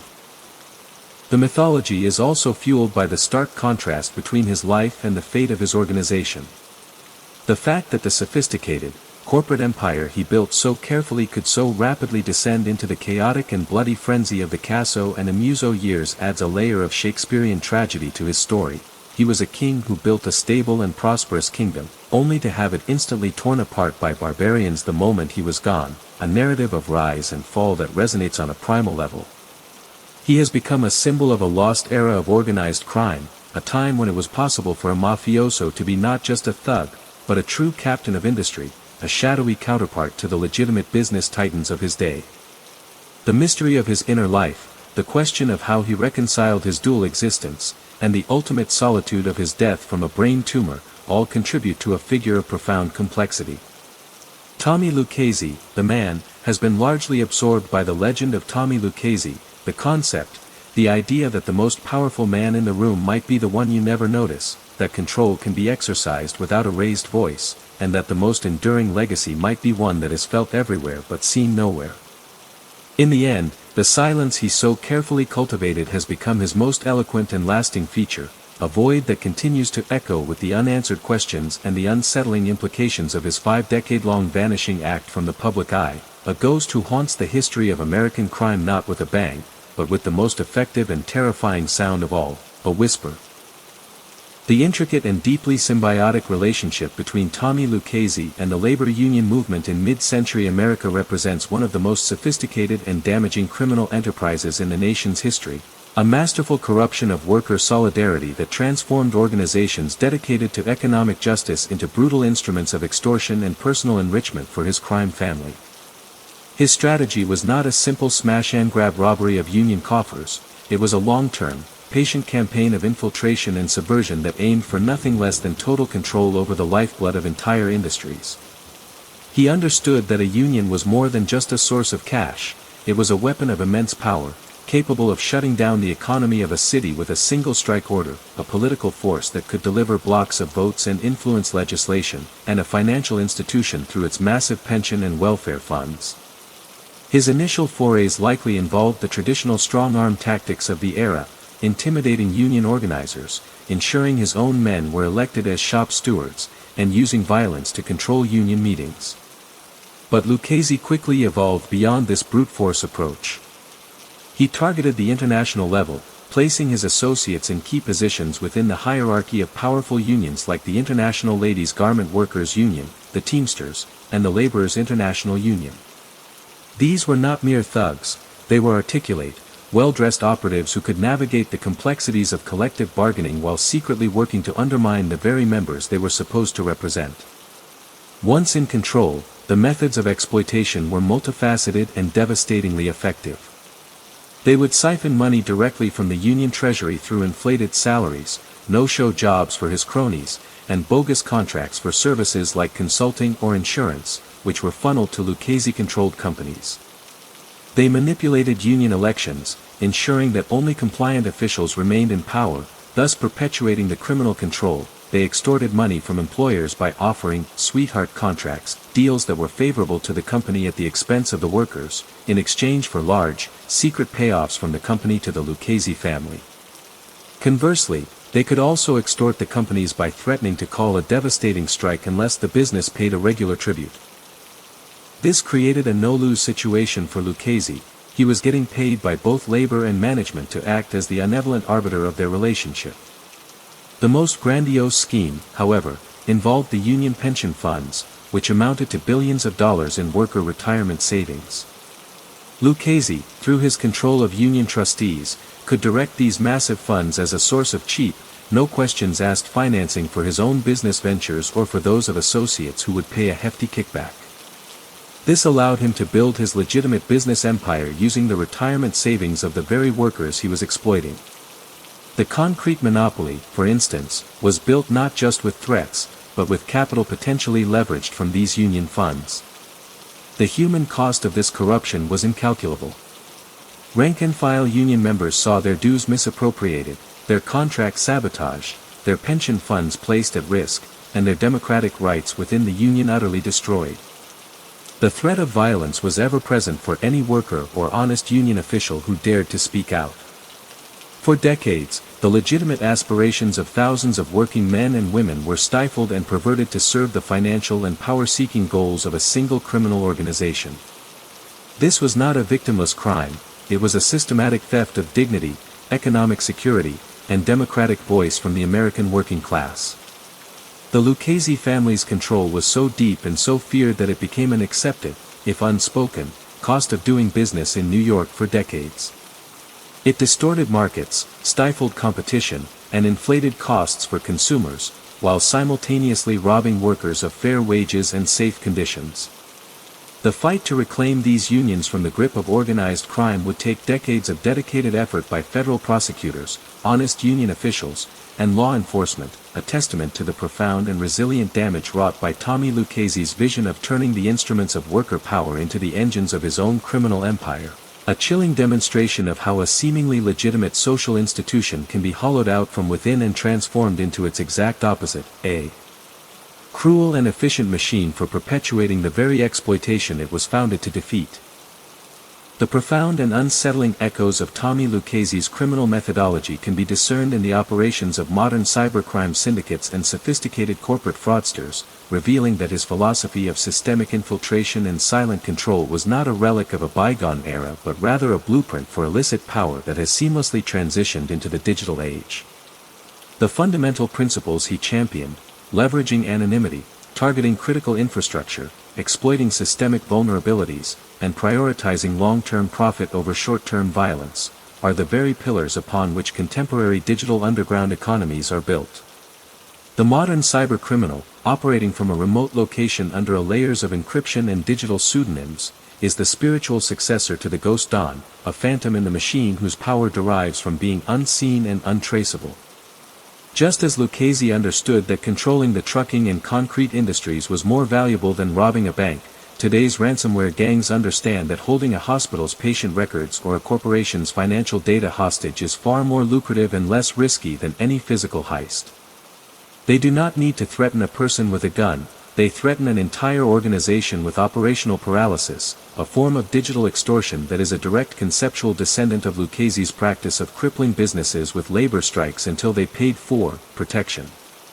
The complex world of cryptocurrency money laundering, with its labyrinthine transactions across multiple wallets and decentralized exchanges, mirrors the intricate financial web Lucchese wove through shell companies and front businesses to cleanse his illicit cash.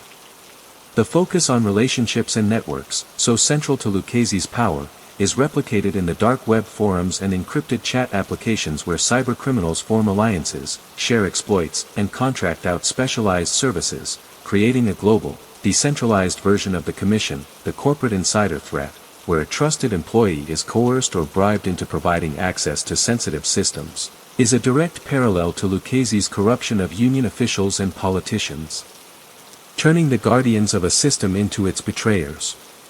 Even his aversion to unnecessary violence finds its counterpart in the cold, clinical nature of cybercrime, where a devastating attack is launched with the click of a mouse, physically distant from the human and economic chaos it creates. The modern phenomenon of crime as a service, where hacking tools and infrastructure are rented out to less sophisticated criminals, echoes the way Lucchese would provide muscle or logistical support to other criminal factions for a price. The long-term, patient planning that characterized his infiltration of the garment industry is the same strategy used by advanced persistent threat groups who spend months or even years inside a target's network, silently mapping its systems and exfiltrating data before ever making a demand. The fundamental lesson Lucchese embodied, that the most effective criminal is not the one who breaks the system, but the one who learns to manipulate it from within, is the operating manual for the 21st century fraudster who exploits legal loopholes, complex financial instruments, and the sheer scale and opacity of global markets to commit crimes on a staggering scale. The corporate raider who uses leveraged buyouts and debt to strip assets and crush competitors is employing a strategy Lucchese would have recognized and admired, albeit on a legal, or legally gray, battlefield. His life demonstrates that the tools and technologies of crime evolve at a dizzying pace, from the lead pipe to the computer virus, but the underlying psychology and strategy of the master criminal remain remarkably consistent. Find the pressure points in the system, apply leverage from the shadows, and always prioritize the steady, silent accumulation of power over the fleeting satisfaction of public notoriety. In this sense, Tommy Lucchese was not just a historical figure, he was a prophet of a future form of criminality, a man whose ghost now haunts not the social clubs of New York, but the servers and fiber optic cables of the global digital infrastructure, his legacy a warning that the most dangerous threats are not always the ones we can see coming, but the ones that are already inside the gates, silently learning our systems and waiting for the perfect moment to make us pay.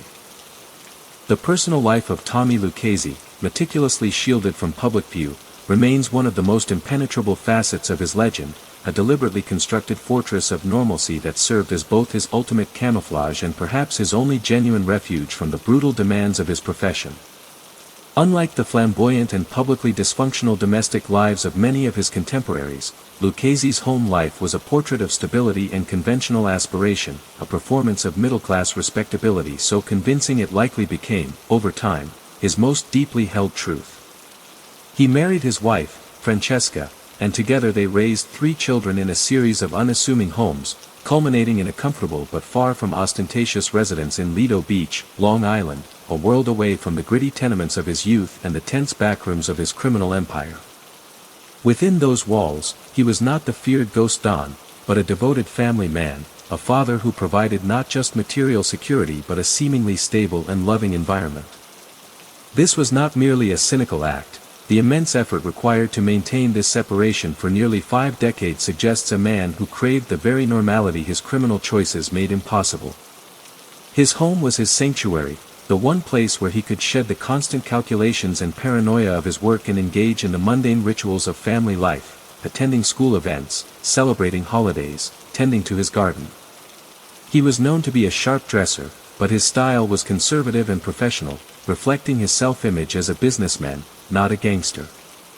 He attended church and made significant donations to Catholic and Italian-American charities, actions that could be interpreted as both a calculated effort to burnish his public image and a genuine expression of faith and ethnic solidarity, an attempt to atone for sins he could never publicly acknowledge. The psychological compartmentalization required to live this double life must have been extraordinary, a feat of mental discipline that allowed him to preside over a meeting discussing the murder of a rival and then return home to ask his children about their school day without any visible trace of inner turmoil. This ability to dissociate was his greatest strength and his profound tragedy. It allowed him to function, but it also meant he inhabited 2 separate realities, never fully existing in either. The people in his legitimate life, his neighbors, his children's teachers, the local shopkeepers, saw only the carefully crafted persona of Thomas Lucchese, the respectable citizen. They were protected from the darkness, but this also meant they could never know the real man, or rather, the totality of the man he was. His children grew up in this bubble of enforced normalcy, largely insulated from the source of their father's wealth and power, though the very secrecy surrounding his business dealings must have cast a long and confusing shadow. What did they truly know? What questions were never asked? The pressure of maintaining this wall between his 2 worlds must have been immense, a constant, low-grade stress that perhaps contributed to the physical toll his body eventually paid. There is a profound loneliness in this existence, the isolation of a king who can never reveal his crown, a man surrounded by family and associates yet ultimately sealed off from authentic human connection by the terrible secrets he carried. His wife, Francesca, was the silent partner in this performance, the keeper of the domestic fortress, her public life equally defined by a dignified silence about the true nature of their fortune. In the end, his brain tumor can be seen as a grimly symbolic failure of this compartmentalization, a disease of the very organ that had so masterfully kept his 2 lives apart, the walls between his dual identities collapsing from within as the tumor grew. His death in a hospital bed, surrounded by his family, was the final act of the respectable Thomas Lucchese, a quiet, private end that stood in stark contrast to the violent, public deaths of so many of his peers. Yet, even in this final, personal moment, the other world intruded, with the underworld's elite gathering to pay their respects at his funeral, a reminder that the ghost had never truly been able to escape the world he had created.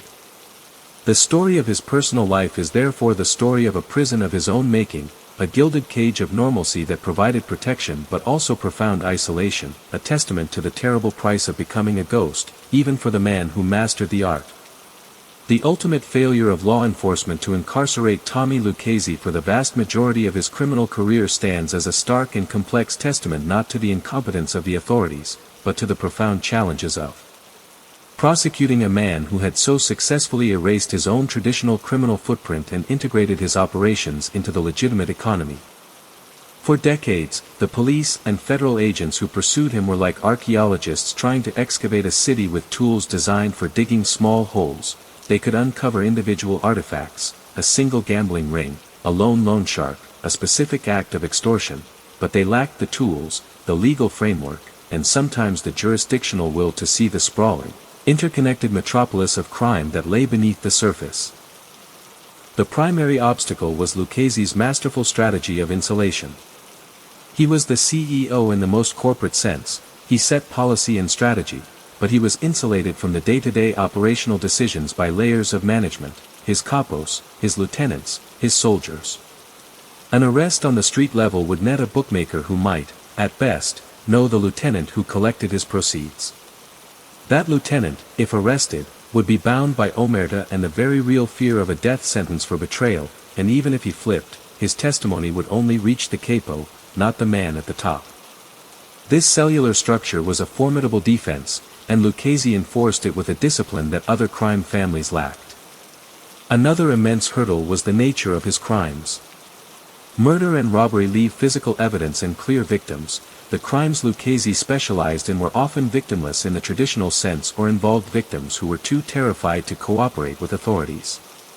A businessman being extorted through labor problems would often rather pay than testify, knowing that even if Lucchese were arrested, his organization remained, and the consequences for cooperation could be the utter destruction of his livelihood or worse. The crimes themselves were also complex economic offenses, manipulating union contracts, rigging bids, creating monopolies, that were difficult to explain to a jury and even more difficult to trace through the intricate web of shell corporations and intermediaries he employed. His deep political connections provided an early warning system and a protective shield that could derail investigations at the local level before they ever gained serious momentum. The Federal Bureau of Investigation, under J. Edgar Hoover's long and stubborn reign, was notoriously late to acknowledge the existence of a national organized crime syndicate, focusing its resources on bank robbers and communists, an institutional blindness that gave Lucchese and his peers a monumental head start. Even when the FBI began to take organized crime seriously in the late 1950s after the Apalachin debacle, their methods were initially ill-suited to the task. They could plant surveillance bugs and wiretaps, but the conversations they captured were filled with coded language, oblique references, and discussions that sounded like legitimate business to an untrained EA. It took years of patient listening to even begin to decipher the structure and the patterns. The legal tools were also inadequate for most of his life. The key statute that would eventually break the back of the American Mafia, the Racketeer-Influenced and Corrupt Organizations Act, was not passed until 1970. Before RICO, prosecutors could only charge individual, discrete crimes. They could put a Lucchese soldier in jail for loan sharking, but they could not present the entire Lucchese crime family to a jury as a continuing criminal enterprise and connect the boss to the pattern of racketeering activity. They finally managed to indict him on tax evasion charges, the same weapon that felled Al Capone, but by this time Lucchese had become a master of financial obfuscation, and a jury, presented with a quiet, respectable-looking man and a complex web of financial transactions, found reasonable doubt. His eventual death from natural causes was, in a legal sense, his final victory over the system that had sought for so long to hold him accountable.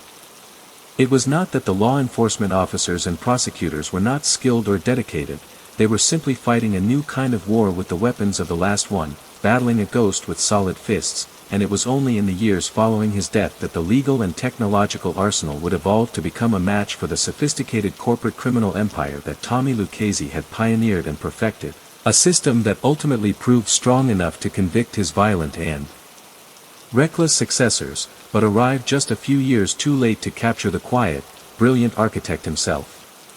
The final, lingering question surrounding the legacy of Tommy Lucchese is not whether he was a criminal, that is an established and undeniable fact, but rather how we, as a society, choose to contextualize his life and the specific brand of power he wielded, a figure who forces us to grapple with the uncomfortable gray areas between ambition and corruption, between success and predation, and between the romanticized outlaw and the cold, systemic parasite.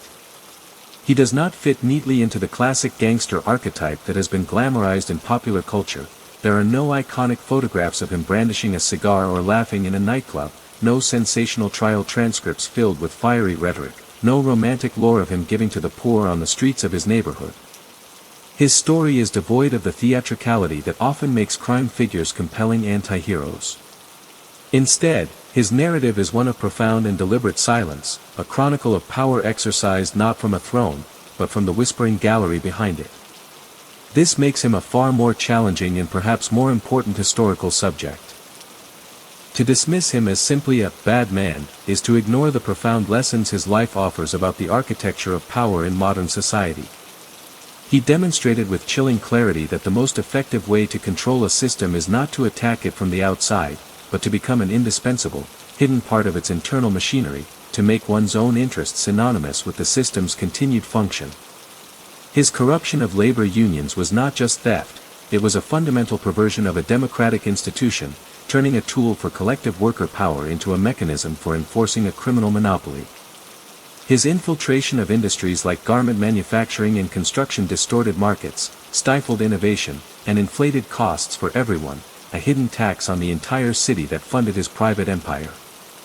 In this sense, his impact was more insidious and far-reaching than that of a bank robber. He didn't just steal money from the system, he twisted the system itself to continuously generate money for him, creating a self-perpetuating engine of corruption. Yet, within the narrow, brutal context of the underworld, he was often viewed as a voice of reason and stability, a moderating influence on the commission who preferred negotiation over war and long-term profit over short-term plunder. This duality is the core of the contextualization problem.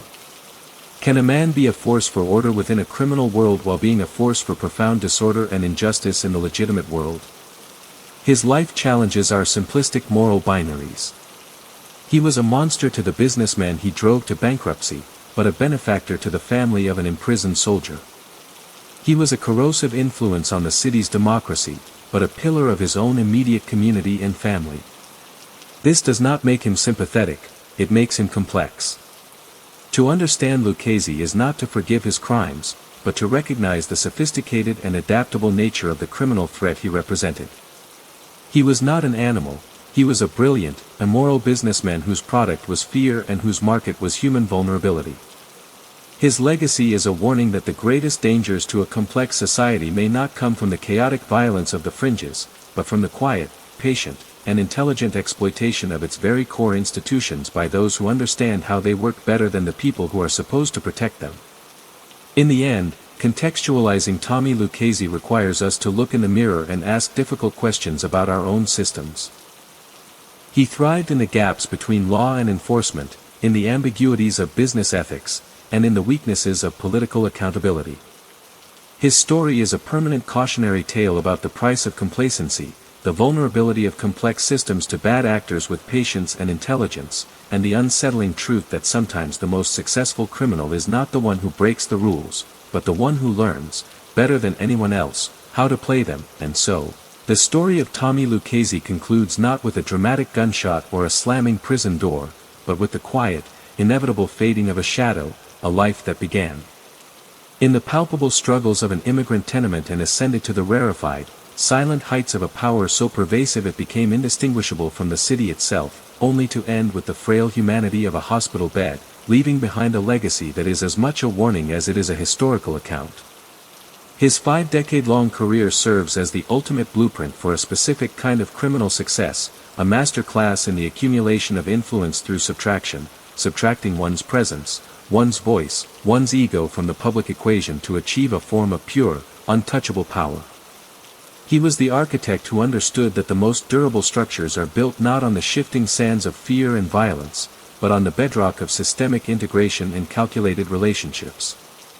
He looked at the bustling, chaotic energy of New York City and saw not a playground for mayhem, but a machine with levers, and he dedicated his life to learning how to pull them, ensuring that the immense output of that machine, its wealth, its political power, its very growth, flowed in part, and always silently, into his own coffers. The garment district, the construction sites, the union halls, the political clubs, these were not just venues for his operations, they were the organs of a body he learned to control, a ghost in the nervous system of a metropolis. His rise and fall, or more accurately his rise and gradual dissolution, encapsulates a pivotal era in American history, a time when organized crime evolved from a street-level nuisance into a corporate-style enterprise, and he was its most visionary and successful CEO. The subsequent implosion of his family under the violent and reckless leadership of men like Casso and Amuso only serves to highlight the uniqueness of his genius, proving that the intricate, patient empire he built was a reflection of his own singular mind and could not be inherited or maintained without him. The tools that finally tamed the Mafia, RICO, witness protection, sophisticated electronic surveillance, arrived just too late to cage the original ghost, but they stand as a direct response to the threat he so masterfully represented. His life forces us to expand our definition of what a criminal can be, moving beyond the simplistic image of the trigger man to the far more dangerous and enduring figure of the system's manipulator, the quiet man in the well-tailored suit whose violence is economic, whose threats are unspoken, and whose power is all the greater because it is exercised from the shadows. The tale of the Ghost Dawn is therefore not a closed chapter but a recurring theme, a reminder that in any complex system, in any government, in any industry, the potential exists for a Tommy Lucchese to emerge, someone with the intelligence to find the vulnerabilities, the patience to exploit them, and the discipline to remain unseen while doing so. His story is a permanent part of the American tapestry, a dark thread woven into the fabric of our history, reminding us that the pursuit of power has many forms, and the most potent are often the most silent. As we turn off the lights on this narrative, the image that remains is not of a notorious gangster, but of a quiet, calculating man who understood the true nature of influence and dedicated his life to mastering it, a man who became a legend not by being known, but by ensuring he was not, a ghost whose whisper, for half a century, shaped the destiny of a city, and whose silence continues to echo as a profound and unsettling lesson in the anatomy of power. If you found the story of the Ghost Dawn as fascinating as we did, please show your support by liking this video, subscribing to the channel for more deep dives into the hidden histories of the world's most powerful and elusive figures, and hitting the notification bell so you never miss a story. Share your thoughts in the comments below. What aspect of Tommy Lucchese's long and quiet reign did you find most compelling? Thank you for listening.